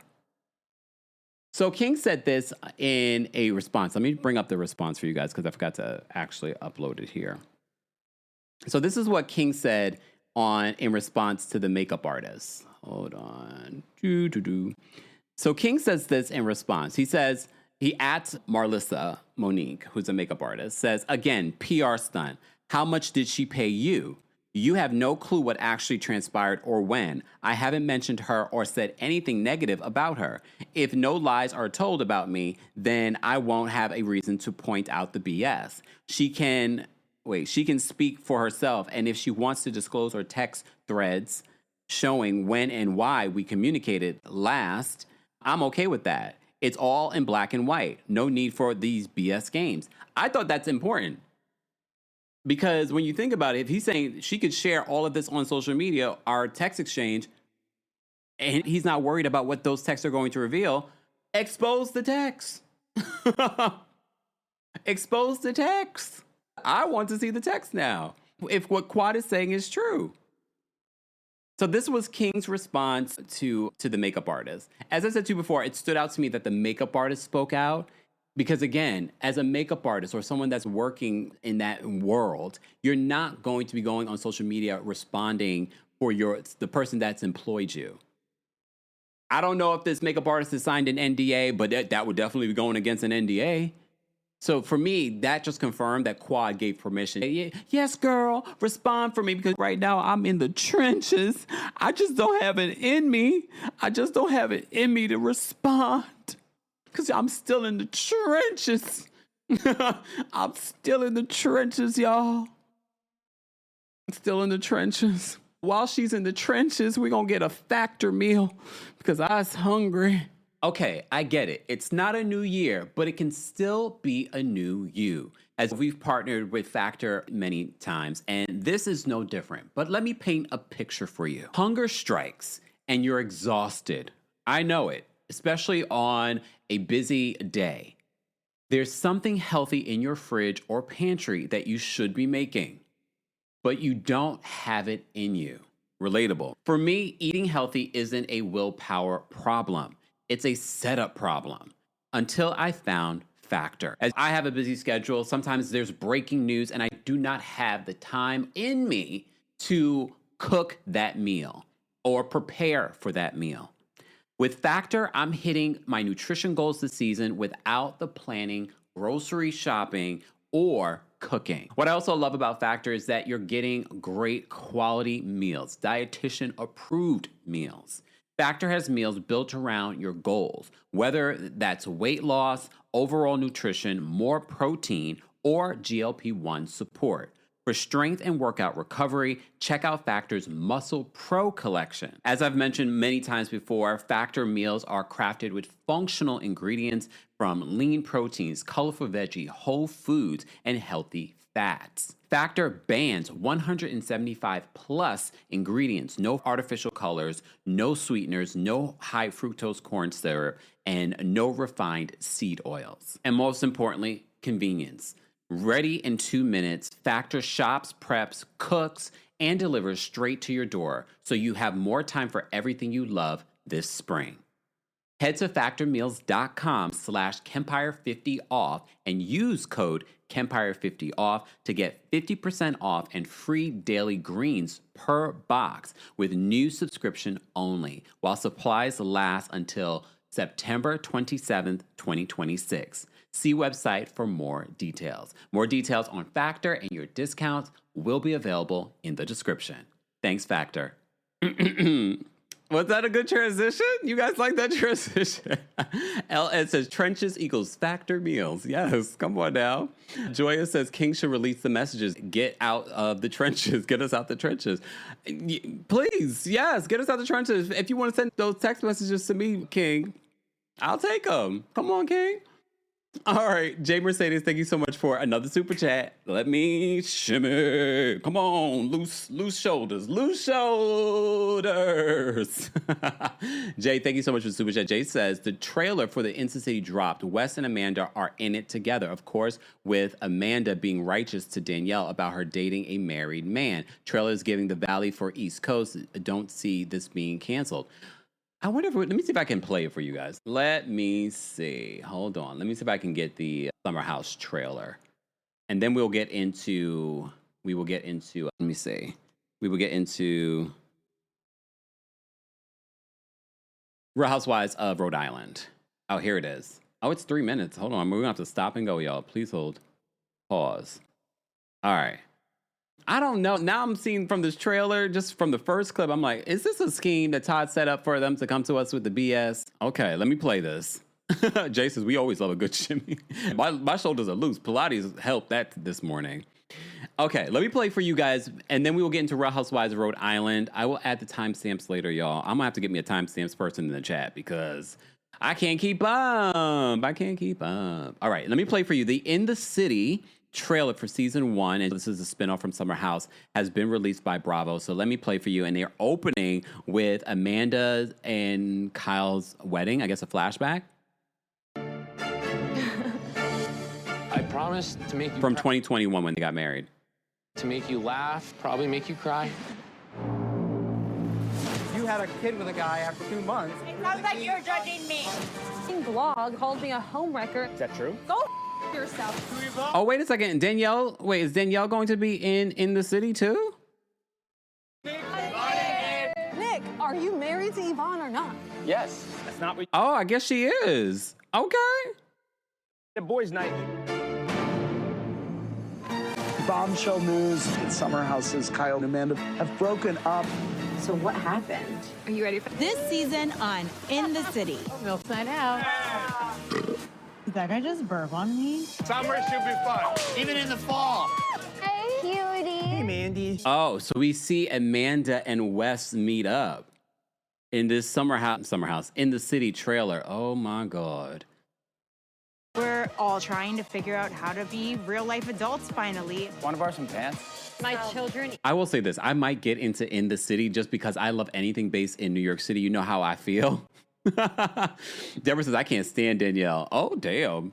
I don't really know Danielle like that, y'all. I just know she's been on the show, so I thought it was interesting that she's going to be a part of this.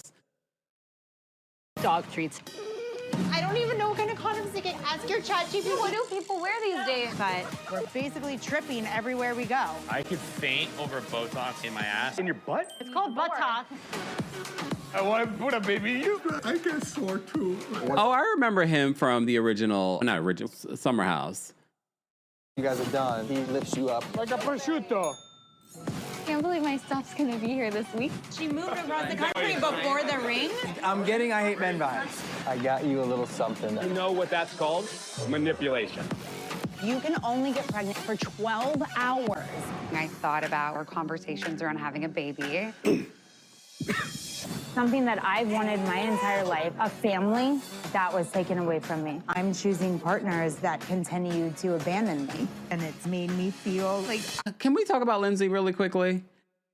I'm not surprised that her relationship with the baby's father fell apart, because I feel like that was a very quick relationship after being engaged to Carl and how that ended. Am I wrong? I mean, I don't care if I'm wrong or not, but do you get what I'm saying? I feel like that was very giving much rebound. Should be ashamed. I've never been happier in my entire life. Meanwhile, he has a whole ass wife still. Lindsay, it's Danielle's involved with a married man? internet sleuth on my man. Jesus Christ! I'm also still mad that you wore a white dress at my wedding. It's pink, you bitch. Everyone bows down to Lindsay, and I'm sick of watching it. You're supposed to be my best friend, and you treat me like shit. Stop running your mouth. Couldn't leave right now because you're talking to a wall. I'm not a wall. Here's my problem with any time Bravo does anything with New York City. Why is it so white? I don't get that. New York City is the most diverse city in the entire world. And I'm not saying that they need to add just one black person. It's the most diverse city in the world. I just don't. This is why I might not watch the show. It's the most diverse city in the world. And it's just, huh? And here's the thing. A lot of the friend groups here in New York City are very diverse too. Okay, but I don't... Your whole life here for him. I will move it right back out. Have you been lying to me for years? You're the Bernie Madoff of hospitality. Who was in Not the Bernie Madoff of hospitality. apartment last night while I'm asleep? You know how many times you cheated on me? I think it's wrong. Lay off me, dude. I'm in tears watching my friend demolish their relationship. steps. You don't have a prenup, but if you come for me, I'll come for you. That'd be a little... Ooh, that's what Amanda says to Kyle, but does cheating... Battle. He's cheated so many times on her, so look. I have a baby daddy, an ex-fiance. I absolutely need therapy. Everyone needs therapy. Especially in New York. We're all In the City, new series. May 19th, In the City. I like the idea of this show. I love any show based in my city, New York City.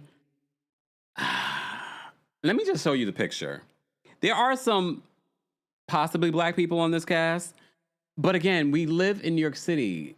There are Black, there are Hispanic, there are South Asian, there are Asian. I'm like, for me at this particular point, especially when you're basing something in New York City, it's intentional. You're intentionally being obtuse. You're intentionally not trying to be a diverse cast. So this is the cast. For those that are watching on YouTube, podcast folks, you'll have to go to my YouTube to see the cast. But this is the cast for In the City that's coming to Bravo, the spinoff from Summer House. I'm like, okay, all right, fine. Storm said, I read this literally in Randy Jackson's voice. Storm said, it's a no for me, dog. You gotta be an American Idol, Randy Jackson. OMG, it's a no for me, dog. I need to put that on my soundboard because that's such an iconic. I can literally hear it in my head. All right, fine. In the City, new series, May 19th. Just when I thought I might be able to get into it, no. I hate the whitewash of my city. I can't. Never mind. All right, moving on. Let's talk about Real Housewives of Rhode Island, then I'm going to get out of here. I've already been here for an hour and a half. Okay, so let me talk about Real Housewives of Rhode Island. How are you guys feeling? The second episode came out right after Real Housewives of Atlanta this week. That will be when they're infiltrating Black Sundays. I can see that Bravo's becoming very...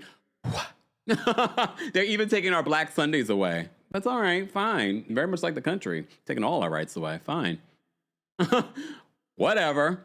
But I'm enjoying Real Housewives of Rhode Island. I think that it is a solid return. The ratings for Real Housewives of Rhode Island were really good this past week. How much were the ratings? Hold on, let me tell you exactly what their ratings were this week.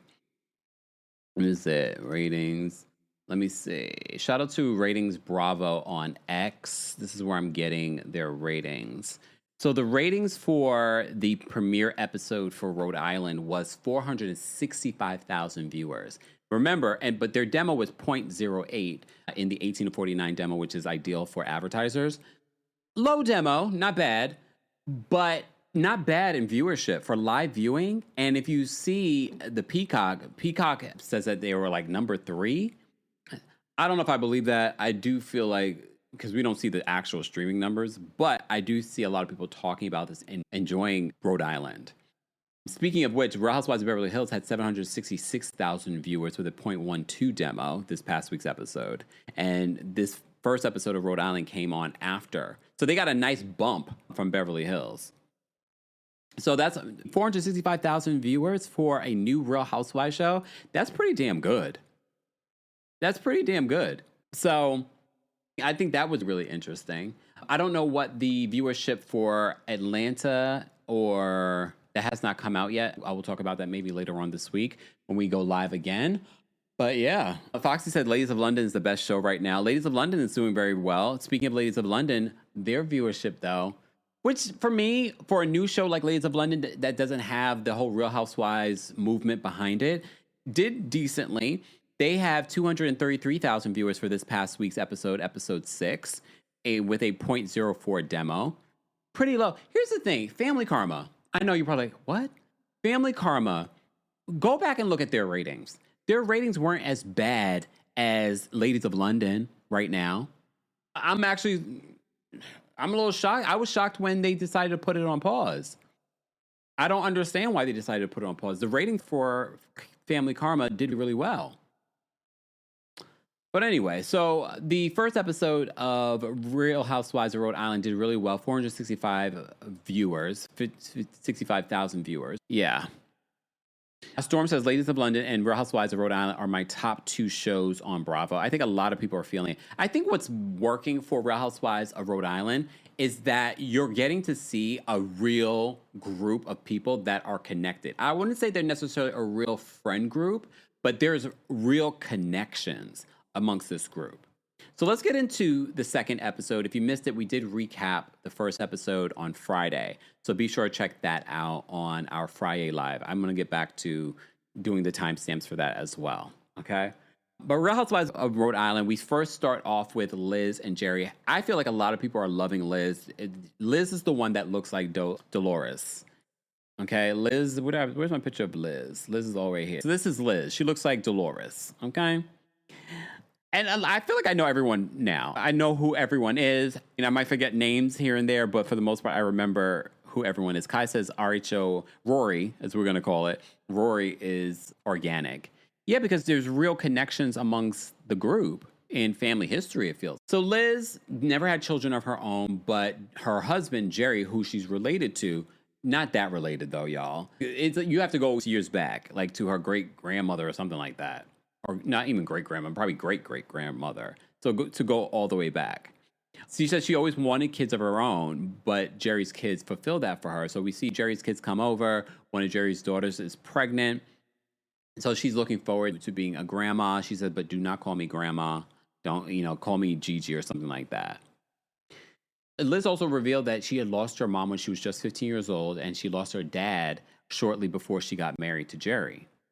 There's some more stuff that happens later on in this week's episode of Rhode Island that there's a little bit more going on when it comes to Liz and Jerry's relationship. But this first scene just gives us an idea of a little bit of her family life, a little bit more of her storyline. So she never had kids of her own, but she raised Jerry's kids because the mother, for some reason, they never really revealed what happened to the mother. But she wasn't able to be involved. So she's raised these kids, which is very much like a mother. Just because you give birth doesn't make you a mother, or just because you donated sperm does not make you a mother. Foxy Feline says that forefathers were related. The fact that she mentions that is why people are like, what? All right. Then we get to Ashley and Joe Ellen at the park. Ashley, first of all, Ashley and her baby in the swing at first. I was like, get that baby out that swing. That's not working. That's not meant for that size child. Then she's crying because she's emotional because her and Jared, they're good. They seem like they have a really beautiful relationship. I saw that Jared went on social media talking about when Ashley mentioned that she was going to be on the show. His little love letter to her on social media was really beautiful. They seem to have a really beautiful relationship, but she's really emotional because she knows that he's not happy with the way things are going with this coffee shop, because he's putting a lot of time into it, a lot of effort. They're not making a lot of money from it. So she's unhappy that he's not happy. So she gets really emotional talking to Joe Ellen about it. Joe Ellen at the top of the scene talks about the similarities that she has with Rosie. And she's photogenic. I can be sometimes too. Joe Ellen for me is funny. The people that stand out to me that make me laugh on this show are Joe Ellen. Let me show you because I have to show you guys pictures because I know you guys are still confused. She's like the little Teresa. And her husband reminds me of Joe too. So there's Joe Ellen that I find to be funny. Liz is funny because you never know what she's going to say, what's going to come out of her mouth. And then there is Alicia. Alicia cracks me up as well. Alicia has some deep connections with this group as well. She has deep connections with Liz. She has deep connections with Joe Ellen's husband. But for me, Alicia cracks me up probably the most because you just never know what this woman's going to say. She reminds me of a Mary Cosby in a lot of ways with some of the things that come out of her mouth. Joe Ellen talks about her issues with Rosie, but we should really like each other. We're both brunettes. She's photogenic. I can be sometimes. I was like, what? What is going on? So Ashley talks about the stress of the coffee shop and what it's putting Jared through. But I'm so just focused on the baby's crying. She's crying. Like she's struggling. But I like the conversation between Joe Ellen and Ashley because they seem to, even though Ashley's close with Rosie, it seems like it hasn't stopped Joe Ellen and Ashley from forming a friendship. But Ashley was like, she's a little scared of Joe Ellen because Joe Ellen she can be a lot. Taurus Moon says Joanna has a big head like Teresa. Do you mean figuratively or actually literally? All right. And not a lot up there in regards to head. Just say. Okay. So Ashley talks about that, and she's very emotional about Jared not being happy. So that seems to be what's going on with them in their storyline, but they're still trying to make sure that Jared wants to make sure that Ashley understands his unhappiness has nothing to do with her, but it's affecting her. So in this next scene, we get to meet Rula for the very first time. Rula is interesting because there's a lot going on with Rula. She is, was she half Syrian, half Lebanese, or something like that, she said? So Rula arrives, and she's meeting to have lunch with Kelsey and Liz. There's been more information that's come out about Kelsey. Remember, Kelsey's the one. Let me show you pictures again. Kelsey's the one that looks like Rosie. She looks like Rosie, but she's also in a relationship with a man that she sees 6 months out of the year. But she gets to stay in this big, fabulous home that has full service and in-home maid or housekeeper. And apparently we find out at the end of this episode that she has her own boyfriend as well. Here's the thing that I don't get with Kelsey. You're talking about this openly on the show, but you're acting sensitive about it when other people talk about it.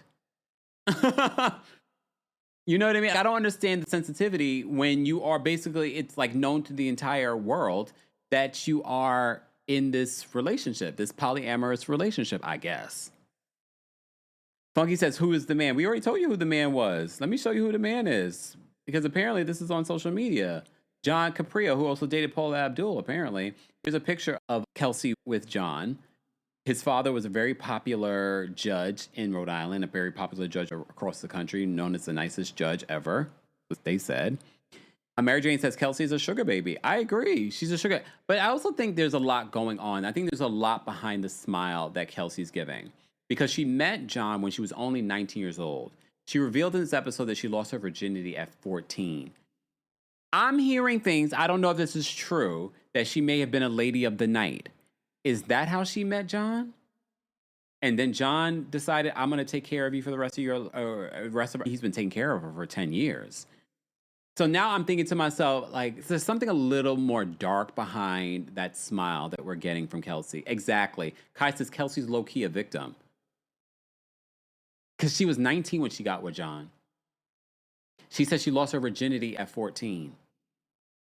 And look, this might lead us to a conversation. When did you lose your virginity? We talked about this. What was it, Married to Medicine? We were talking about this. How old were you when you lost your virginity? Ashley says she lost her virginity at 29. Did Yvonne Orji from Insecure lose her virginity yet? Because she's like 40-something years old, and she hasn't lost her virginity. Way of Key says, what in the Epstein Island? That's what I was saying. I feel like there's something dark going on when it comes to what happened to Kelsey.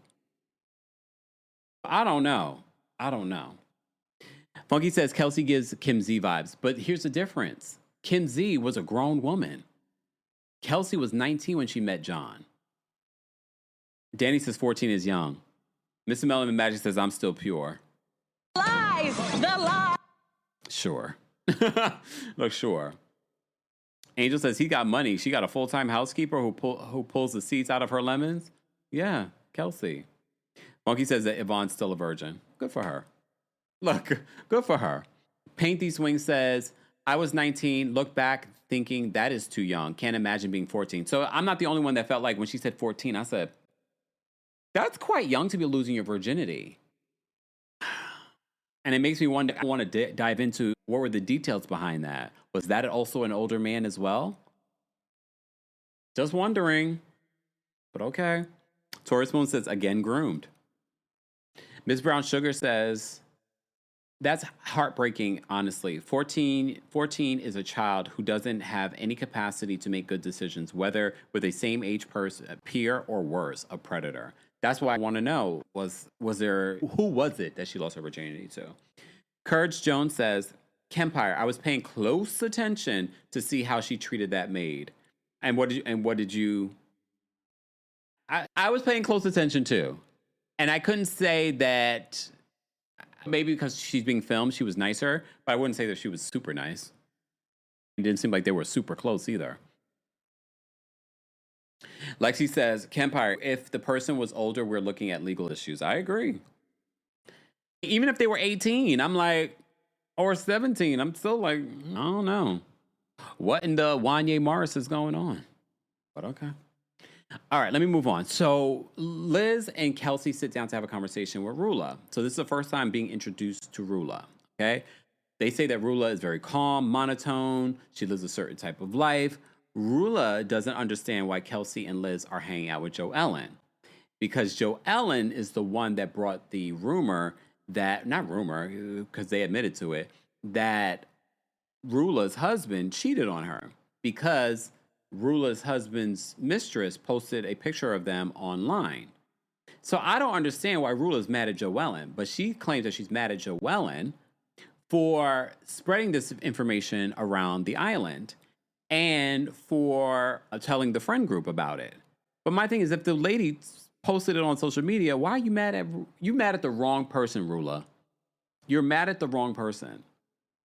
So Joe Ellen apparently was speaking about their marriage and her husband's affair. Joe Ellen had photos of Rula's husband with the mistress. They show us a picture of the lady on the lap, but they hide her face. Rula says that Joe Ellen was talking about it around town. Liz says that she's been hearing echoes. That's what she said. She's been hearing echoes about Brian, Rula's husband, cheating with this woman. Rula says that she basically throws in Liz's face that you've had issues with Jerry. Rula says that Liz has done her thing and Jerry has done his thing. And she says in her confessional, she was just like, you could read between the lines in regards to that. And I'm like, okay, why are you throwing Liz under the bus? Right now we're talking about your husband. But she's pointing out, things happen. You've been through something before, but you stayed with your husband. Okay. Rula points out that Liz doesn't have her own kids as an excuse as to why Liz may not understand where she's coming from. In regards, I guess, maybe staying in the marriage for the kids. And that ticks off Liz, because Liz is just like, what are you trying to say? Because I didn't produce, like she physically shows, because I didn't produce these children that I don't understand. And Rula's like, I didn't mean it that way. I wasn't coming at you. Like the way it came across to all of us was, why are you projecting onto Liz? Liz was just telling you what people are saying. She was being a good friend to you and bringing back the information to you. I also don't understand why you're mad at Joe Ellen, especially if this woman, the mistress, this roach, as you called her, you're mad at the wrong person, Rula. You're mad at the wrong person. But Liz says Rula is acting like this happened just last summer. Liz is, come on, Rula. People are still saying that it's still going on. Rula says, bring me the information. I don't have any of that information. Nothing's happening. So part of me, because when we learn a little bit more about Rula later on in the episode, Rula runs a financial planning firm, and her husband is a podiatrist. And look, podiatrist, I'm sure he does well for himself. But when she says she runs a financial planning firm, I said, oh, so she probably makes a lot more money than her husband. And I thought to myself, I was like, if she's making more money, is it cheaper to keep him? She doesn't want to divorce him. I don't know. Or could she just be very, like we've seen other people. We've seen with Teresa Giudice for a period of time look the other way when it came to questions about her husband's fidelity. Is that what we're watching? Very possible. Very, very possible. Before we get to Rula at home, we have this next scene with Kelsey and Alicia, which I can appreciate. Alicia makes me laugh. So Alicia goes over Kelsey's home. We were just talking about Kelsey interacting with her live-in housekeeper. Kelsey says that Alicia is so Rhode Island. And Alicia says, I don't like to drive on the highways. I ran over a woman once. And the producer, you ran over a woman? Yeah, I ran over a woman. And then she moves on. Alicia, you ran over a woman? Can you give us more context to that? Alicia really is going to be like the light, fun energy. She doesn't want to have a problem with anybody. She randomly says things that you're like, okay.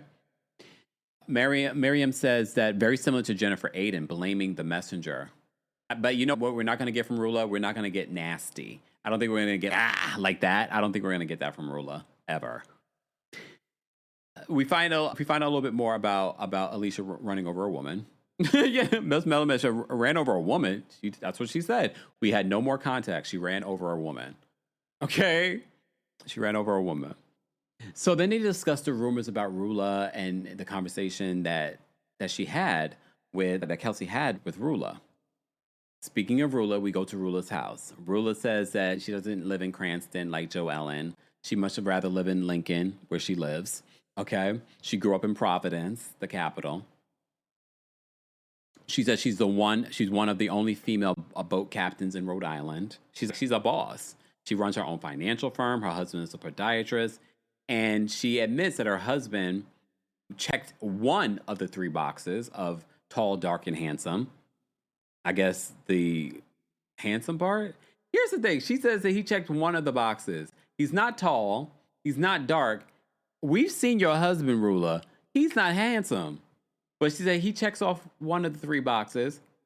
He didn't check off any of the boxes. So why exactly did she marry him? Well, she says that their cultures were very similar because she's Lebanese and Syrian, and he's Italian. So she said they're very similar in a way. I'm like, okay, like I don't know. That's why I'm starting to be like, is it cheaper to keep him? Kind of thing. Because she sits down with her husband and the group is talking about this. I don't know why they're constantly bringing this up, blah, blah, blah. And I'm like, and he said that happened last year, but the echoes in the streets of Rhode Island are saying that he still is cheating with the same woman. Funky says he's handsome to her. Apparently. Kai says he's adorable at best. He's not even adorable. Come on. I will give Joe Giudice adorable. I'm not going to give Brian adorable. Joe Giudice, I'll give adorable. I'm not going to give Bryce adorable. No. And when I say Joe Giudice adorable, I'm saying, like, if I'm going to call someone adorable, I'm not saying that he's actually adorable, but if I had to choose between the two and say which one is adorable, I'm going to say Joe Giudice. Okay? Anyway. Very Fire says, open to interpretation. That goes for when people... Foxy says, nope, he ain't. Foxy says, nope, he ain't. Oh, wait, that's right. You're right. Perfect Aura says, she says, handsome to me, because she knows, handsome to me. Taurus Moon says, all those men on this show is meh. The only person that probably is actually good looking is probably Jared. Jared can look a little weird to me in certain pictures, but in person, he's actually better looking. That jawline is jawlining. The other person I don't think is bad looking, but he's not on the show. He's not on the show. It's Kelsey's sometimes man. Like, I don't think he's bad looking in a way. Look, in a way. Got some small teeth, though. Funny, he got a funny mouth. No lips. He's not bad. He reminds me of an older looking, or not even older looking. He reminds me of Mauricio, in a way. He got a full head of hair. Right there. You see that? Widow's Peak. Chocolate Soul says, beauty is in the eye of the beholder. You're right. People always say that when we talk about somebody that might be funny looking.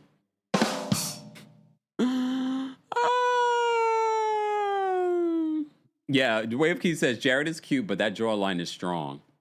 But some people like a strong jawline. Like, I'm working on my jawline.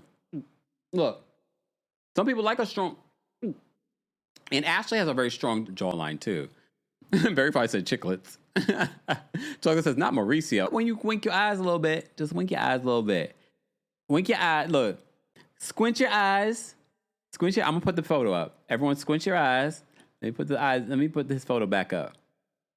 Squint your eyes. Hold on. Squint your eyes. Take a sip of this vodka. All right. Take a puff of this puff pass. And there you go, Mauricio. Squint your eyes. Take a shot of vodka. They're hallucinogenic, okay? All right, moving on.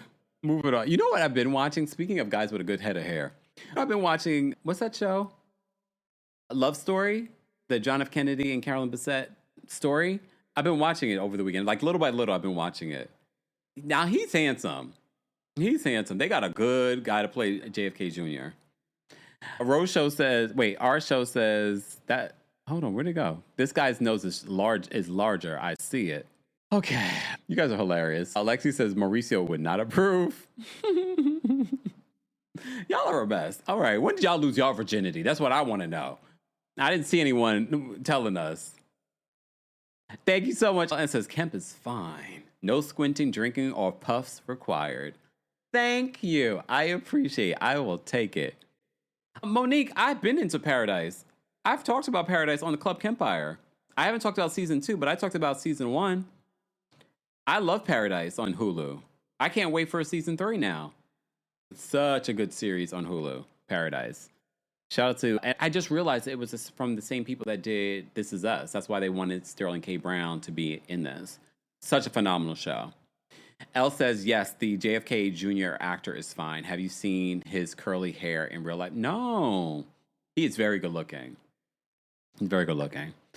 Oh, NYC DMP says lost virginity at 18. Okay. Virgo Leo Cap says 15. Way of Keith says, I love mine at 21. We were not fast over here. Wow. You sound a little judgmental. Keith. Keith, but you only 20-something years old, so that wasn't that long ago. Funky says, it's not Kempire After Dark. That's why. We talked about when y'all lost y'all virginity. We were judging each other. Okay. JFK Jr. was fine, too. That's why I feel like it was good, very good casting who they got. And he's a good actor. For me, he's a really good actor. Doris Moon says, none of your business. Spoken like a real Taurus. None of your business. T says she lost her virginity at 29. 29. That's late in life. Paula says 17. SG says 21. 20. Gigi says 23. Nicole says 20. Byrne says 17. Okay. Ooh, Virgo says definitely judgmental coming from a fellow Virgo here. Ooh, I'm gonna lay off the Virgos today because you guys got it really hard yesterday. We lay hard on the Leos today. All right, let me get to the other parts of the episode. So they end up doing their group event. They're going to the winery. If you're just joining us, we're talking about the Real Housewives of Rhode Island. We've been recapping. I'll add the timestamps later today. So the group ends up going to this winery. They meet up with each other at Alicia's, and everyone gathers into the Sprinter. Alicia has to get her snack. She's like, I need to have a snack. I need to have my crackers. Just because I get nauseous, I need to have my Fig Newtons. Figs are in it, so it's healthy. I love her. She's hilarious. She sees Ashley get onto the Sprinter, and Ashley's wearing this very interesting outfit. I think it's like a folklore that she's wearing. I think it's a folklore. I'm like, oh, what? Is she trying to say folklore? Folklore? That's what she says. The GLP-1 pill you've been waiting for is now on Ro. Yep, it's finally here. With the same clinically proven ingredient. Now in a pill. And now on Ro. It's the first FDA-approved GLP-1 pill for weight loss. At the lowest price available. That's one daily GLP-1 pill for big results. Now on Ro. Go to ro.co/listen to see if you qualify.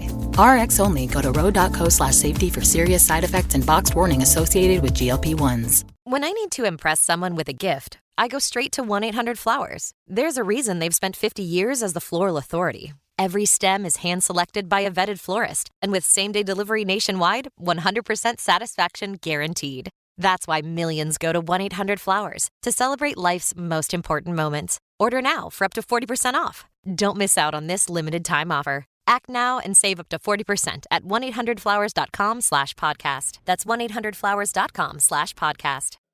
So Alicia says the winery machines, once they get to the winery, these look like the machines they used to make heroin. I've been watching Breaking Bad. That's what it looks like. Hilarious. I can't. She makes me laugh. Okay. Alicia, then they go out to look at the vineyards, and in the vineyards, they see the grapes and stuff like that. I've been to multiple vineyards. Don't ask me why. I've been to multiple vineyards. And she's like tomatoes. And Joellen's, those are not tomatoes. Those are grapes. You're at a vineyard. Honestly, the two of them, I want to see more of them together because I think they're both naturally funny. I want to see them together, Alicia and Joellen. Kelsey tells Joellen as they're going to go sit down that she invited Rula. And Joellen's just, what? Why'd you invite her? So Joellen says she doesn't understand why Rula's even mad at her. So she explains the details of what happened with that. So she got her hands on this photo of Rula's husband, and she brought the information to Liz, and Liz brought the information to Rula. But Joellen is pissed at Rula because she turned on her and called her job. So Rula is a Karen. So Rula and her husband called Joellen's job and try to get her fired. On what grounds? That your husband was cheating and I shared a photo? On what ground? That was very Karen behavior, Rula. So they try to get her fired, and she's, I pay for everything in my house. My husband pays for the mortgage. I pay for everything else. Oh. I was like, so I have to say I'm on Joellen's side with this, because clearly, Rula, your husband was cheating. Clearly your husband was cheating. You already admitted that he was cheating. Why are you mad at Joellen? I don't understand why you're so mad at Joellen. They go to sit down, and Joellen says that the picture was shared by the mistress on social media. They end up talking about Rula's husband and things like that at the table. Rula, who was supposed to be there later on in the scene, FaceTimes and says she can't. She was at the urgent care for 2 hours. She's not feeling well, blah, blah, blah, blah, blah, blah, blah, blah, blah. Miriam says the picture was posted on Instagram. Again, why are you mad at Joellen? It was posted on social media. Okay?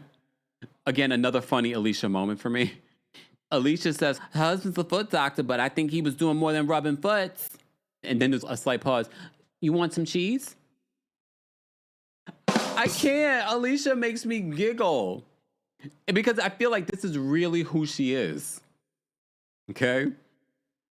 Sidebar. Okay, no, we'll get to that in a second. Guys, you just joined us. We're talking about the Real Housewives of Rhode Island. Do not forget to the video. It's an easy, free way of supporting not just my channel, but other channels as well. Speaking of supporting your channel, today is brought to you by another one of our sponsors. We're so privileged. Shout out to Ro. I know you're probably tired of hearing people say, new year, new me. However, it can be a new year and a new you. Everyone is trying to get back into the gym. They're trying to do some weight loss things. You may have also heard of GLP-1s. Our friends over at Ro has gotten you covered with the new GLP-1 pill. The pill is a new, more convenient and approachable way to GLP-1s if you've been thinking about it. A self-administered shot can be a bit intimidating. But now there's a pill that delivers comparable results. If you've been thinking about getting on a GLP-1, Ro might be the way to do it. They have 100% online care, access to clinically proven, FDA-approved medications, free insurance checks, side effects management, dosing support, and more. Ro offers the first FDA-approved GLP-1 pill for weight loss at the lowest cost around. The new GLP-1 pill has the same weight loss ingredient as the shot and packs comparable results to the shot. It can help patients lose 14% of their body weight in a year on average. This is based on a study in non-diabetics with obesity or overweight plus a weight-related condition with diet and exercise. You may have also seen Serena Williams talk about collaborating and endorsing Ro as well. As a world-class athlete, she also wanted to drop pounds after having children. If I had needed this particular option, this is what I would use. A pill versus a shot? Why not? Go to ro.co/Kempire to see if you're eligible for the new GLP-1 pill on Ro. That's ro.co/Kempire to get started on Ro. Go to ro.co/safety for box warning and full safety information about GLP-1 medication. More details on your discount and more will be available in the description. And we're back. Shout out to all of our sponsors. I saw what Keith said in the chat. What is Keith's comment?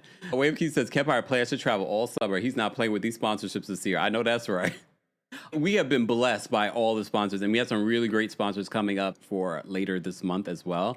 So I appreciate all of you that have been engaging with the sponsors as well. Again, all the information on our sponsors will be available in the description. So shout out to our sponsors. I'm grateful because I know some of you think the ads here on YouTube, like that's not going to be able to keep us elevating the brand and what we're trying to do. You want me to come see you in your city, you want us to do more, you want more content, we need sponsors. Money has to be able to allow us to do those things. So thank you to everyone that has been checking out our sponsors and taking advantage of all of our sponsors. We appreciate All of them. Lakia says, that's not right to report someone to HR when it had nothing to do with their job. I agree. It's very Karen behavior. Like, why would Rula and her husband reach out to her job? Maybe because they have influence in Rhode Island. Apparently, she didn't lose her job over it, but I understand why she would be upset, Joellen. Wave Key says, Rula was in urgent care for diabetes. Not liabilities. Wave Key says, so what was he rubbing in regards to Rula's husband? Hope Andrea says, hey, Kempire, hey, chat. I'm going to catch the replay. Shout out to everyone that's part of the replay crew. We appreciate Ms. Mellon Magic. He's touching more than feet. And apparently he still is. So this affair apparently is not over, according to what Liz is saying in those streets. Paint These Wings, thank you so much for being a member for the Super Chat. Paint These Wings says, Kemp, I don't know if you remember me, but I was laid off last week. Yes, I remember you, Paint These Wings. I sent a Super Chat and I found a new job making more money. Won't the universe do it? Maybe I'll start manifestation courses like Amanda. OMG, Paint These Wings. Congratulations, everyone. Applause for Paint These Wings. I remember you saying this last week. Wow. Look how quick the universe is. Okay. Yes, Paint These Wings. Congratulations. And you see what you did? You trusted. You sent a super chat. And despite some people get scared when they lose their job, so they don't want to spend anything, they don't want to do anything, but you put your trust into the universe and look, you got it back tenfold, making more money. Yes. And thank you for sharing some of that money over here. Byrne, thank you so much for another super chat. Byrne says, you're not wrong. Lindsay is 60% of the time. Oh, damn. No. Oh, Lord. Wave Keith, thank you so much for the super chat and for being a member. Wave Keith says, truth be told, most would stay in a marriage with a cheating man if they're rich. Ruler just wants us to mind our business so that he can cheat in peace. Rosie also reminds me of Bryn. She's one to watch. Don't you talk about Rosie. Rosie's our Taurus sister. Okay? Don't you talk about Rosie.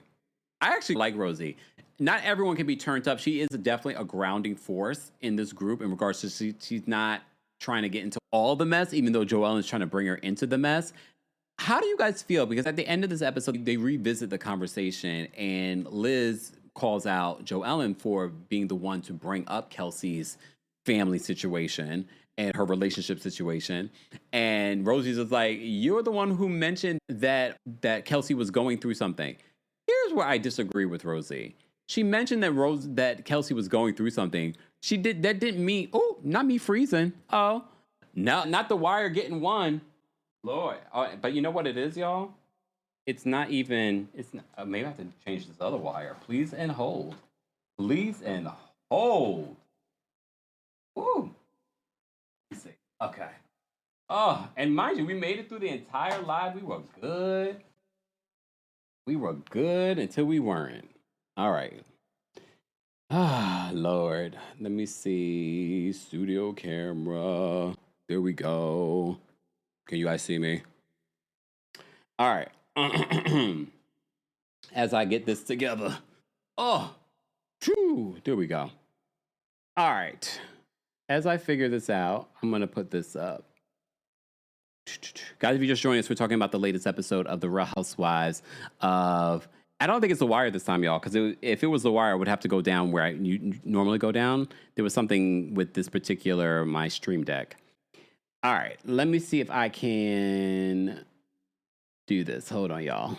Let me bring this back up. Oh, I have to turn that thing on. Trinity says, Kemp just bragged about The Wire. No, I don't think it's The Wire, y'all. I think it was my stream deck. Things happen, though. Tech-wise, we're live. Things happen. Is what it is. And we're almost done. We've been live for over 2 hours. Wave Key says, I like this side angle. It gives Kempire thoughts. Oh, wait, here we are. Camera. Hey, y'all. All right, I'm not going to even fix it right now because we're almost done. Jennifer Lala says, The Wire has risen. You know what? What I've been meaning to do, because you remember I used to have another camera, and I do have multiple cameras, but a better quality camera. I just can't find that other camera. But I'm going to set up another camera for moments like that. That way I can go boom or go boom. Anyway, so back to this. Guys, if you're just joining us, we're talking about let me look here. We're talking about the Real Housewives of Rhode Island. Let me just finish this up because I was almost done. I was almost done with our recap. We won't be taking callers because it's Tuesday Takeover. We normally don't take callers anyway. All right. Yes, I talked about Quad already, y'all. Check the replay. Rewind back. We did talk about Quad. We're on talking about the Real Housewives of Rhode Island. So the ladies end up playing a game, and this is where we get to learn a little bit more about them. Normally, I hate these Housewives games, reality TV games, because they usually are just silly games that we probably don't play in real life as grown adults. But I felt like this particular game allowed us to learn a little bit more about the ladies. So this is where we found out Ashley lost her virginity at 29. Kelsey lost her virginity at 14, which makes me a little concerned about the trauma that Kelsey's probably gone through over the years. All right. Rosie denies having an affair with a basketball coach because that was some sort of rumor out there that Rosie had an affair with a basketball coach. But then she takes some of you ladies be making these remarks. Okay, Toya Bush Harris. She says Rich is barely her type. Her current her current husband, she said he's barely her type. Wow. I was like, not that dig at the husband, but he is old. He's a little bit older, but she's like, that's not true. Joellen denies being a swinger because that's the other rumor, that Joellen is a swinger. But she does admit to having a threesome with her husband, Jerry. Okay, but she says she's not a swinger. Kelsey denies being in a polygamous relationship, but then confirms that she does have someone that she's considering, that she's dating. I was confused by that. I was like, so what is the situation then? Does John know about your relationship? Clearly, you know about his relationship that he has in Miami, where is 6 months out of the year. So I find that to be interesting. But then again, there are rumors that Kelsey was a lady of the night. But is she still technically a lady of the night? Because are you just there? Are you just a kept woman? This is not really a relationship, but he's paying for your lifestyle. You know what I mean? So I'm wondering if, look, like what are we talking about right now? Is that what it is? And is that the similar situation with the other lady? Is this just a nicer way of saying you're the lady of the night, but you get to live in the house? Okay, fine. But this has been going on for 10 years. But she says that she has another relationship. But she's at this point in her life where she wants something more. She wants a real relationship. She wants someone that's there 24/7. I can understand that. She's also getting older. She's about to be 30 years old. She probably wants to have kids and things like that. And probably with John, she can't have those prospects are not real for her. So I thought that was interesting. But she says she's not in a polyamorous relationship. So Rosie looks up on ChatGPT, the difference. Either way, girl, that man ain't yours. I mean, you're in some sort of open relationship. All right. SW says it's definitely transactional. All right. Look. All right. Oh, so Joellen, this is where Joellen denies bringing up Kelsey and what she's been going through. But then they flash back to Joellen saying Kelsey's going through a lot. I didn't take that as an open door for Rosie to ask about Kelsey's relationship. Yes, she could be going through a lot, but that doesn't mean that I'm bringing up or talking about her polyamorous relationship. I felt like that was a bit of a reach. I thought that was a reach. So Alicia doesn't know how to write English, and she writes a question for Liz, and basically she was asking Liz if she cheated on Jerry with this guy Dino. So this is where we learn a little bit more about Liz's friendship with Dino. She says Dino's like a little brother to her. She's okay with pretending these rumors are true, but it's not true. But she says Dino's like a little brother to her, and that they had an unconventional relationship. So the rumor was that Liz, and for those that don't know who Liz is, let me show you her picture again. But for the people that don't know who Liz is, this is Liz, the one that's friends with Dolores, but also looks like Dolores. Okay? So she claims that her and Dino are just friends. However, the rumors are that when her husband was away for months or weeks at a time, that she would have an affair on him with Dino. Only for us to find out that Dino's in legal trouble. That's the word on the street, that Dino's in legal trouble, like serious criminal charges are being brought against him, and also allegations that he's a part of the New England Mafia. What? Are we surprised? Not really, because Real Housewives of Rhode Island reminds us very much of Real Housewives of New Jersey. I don't know. How do you guys feel about this situation? Guys, we're almost at 700 likes. Keep liking the video. It's easy free way of supporting not just my channel, but other channels as well.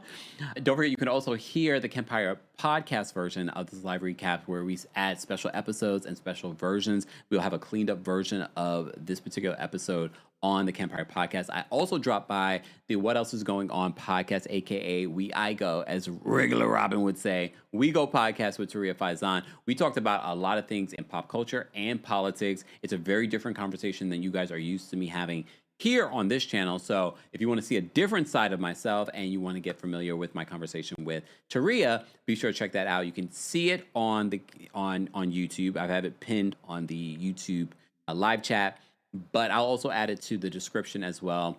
You can also hear it on any podcast platform where you listen to podcasts. So that's the What Else Is Going On podcast conversation. So be sure to check that out. Ms. Parker, thank you so much for the super chat. Ms. Parker says, shout out to Kempire for giving us a Tuesday takeover. You're welcome. Thank you so much, Ms. Parker. Let me say thank you for another super chat. Maloney, thank you so much for the super chat. Maloney says, I'm loving Real Housewives of Rhode Island so far. It's Real Housewives of New Jersey and Mob Wives all in one. Not Mob Wives. I mean, there's only one wife that seems to have some sort of mob connection, and that's Liz. Are we surprised by that? Not really. Not really at all.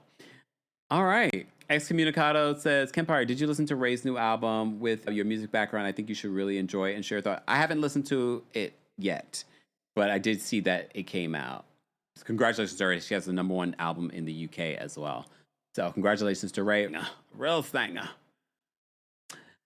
Angel says, what did Angel say? Kempire, aren't you glad you keep the studio tidy so you can shoot from angles, unlike Porsha in her kitchen on her YouTube channel? Ooh, Porsha, I didn't say it. That was Angel. But you're right. And lucky you guys, and I'm about to get this studio organized too, like really organized. I'm bringing organizers into the studio to organize it properly. So it's going to be even more organized. But you're right. I'm glad that I do. You guys see, it's a little bit of a mess. A little bit of a mess. You can see Brandy's book behind me as well.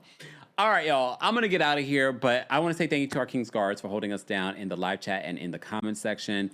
Thank you to our channel members. Become a member today at TeamKempire.com/join. Also, thank you to our subscribers and those of you watching in the bushes. We appreciate you. Replay crew, be sure to let us know your thoughts and opinions on everything that we talked about in today's live. Oh my goodness, we were live for almost 2.5 hours. We had a lot to talk about.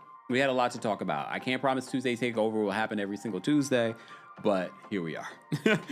Be sure to check out some of the things that you may have missed over the weekend here on the channel and on the podcast, and stay tuned for more. If you're not subscribed, get subscribed today and turn on your notifications so you never miss out on breaking news when we go live or when we upload. Let's continue this conversation in the comment section. Again, all the information on our sponsors will be available in the description. Hope you guys have a great rest of your Tuesday. I need to go have something to eat. I'm hungry. Bye, y'all. Thanks for tuning in to Kempire here on the Kempire Radio Network. Don't forget to give us 5 stars on Apple Podcasts and on Spotify. And for more information on the podcast, head on over to KempireRadio.com.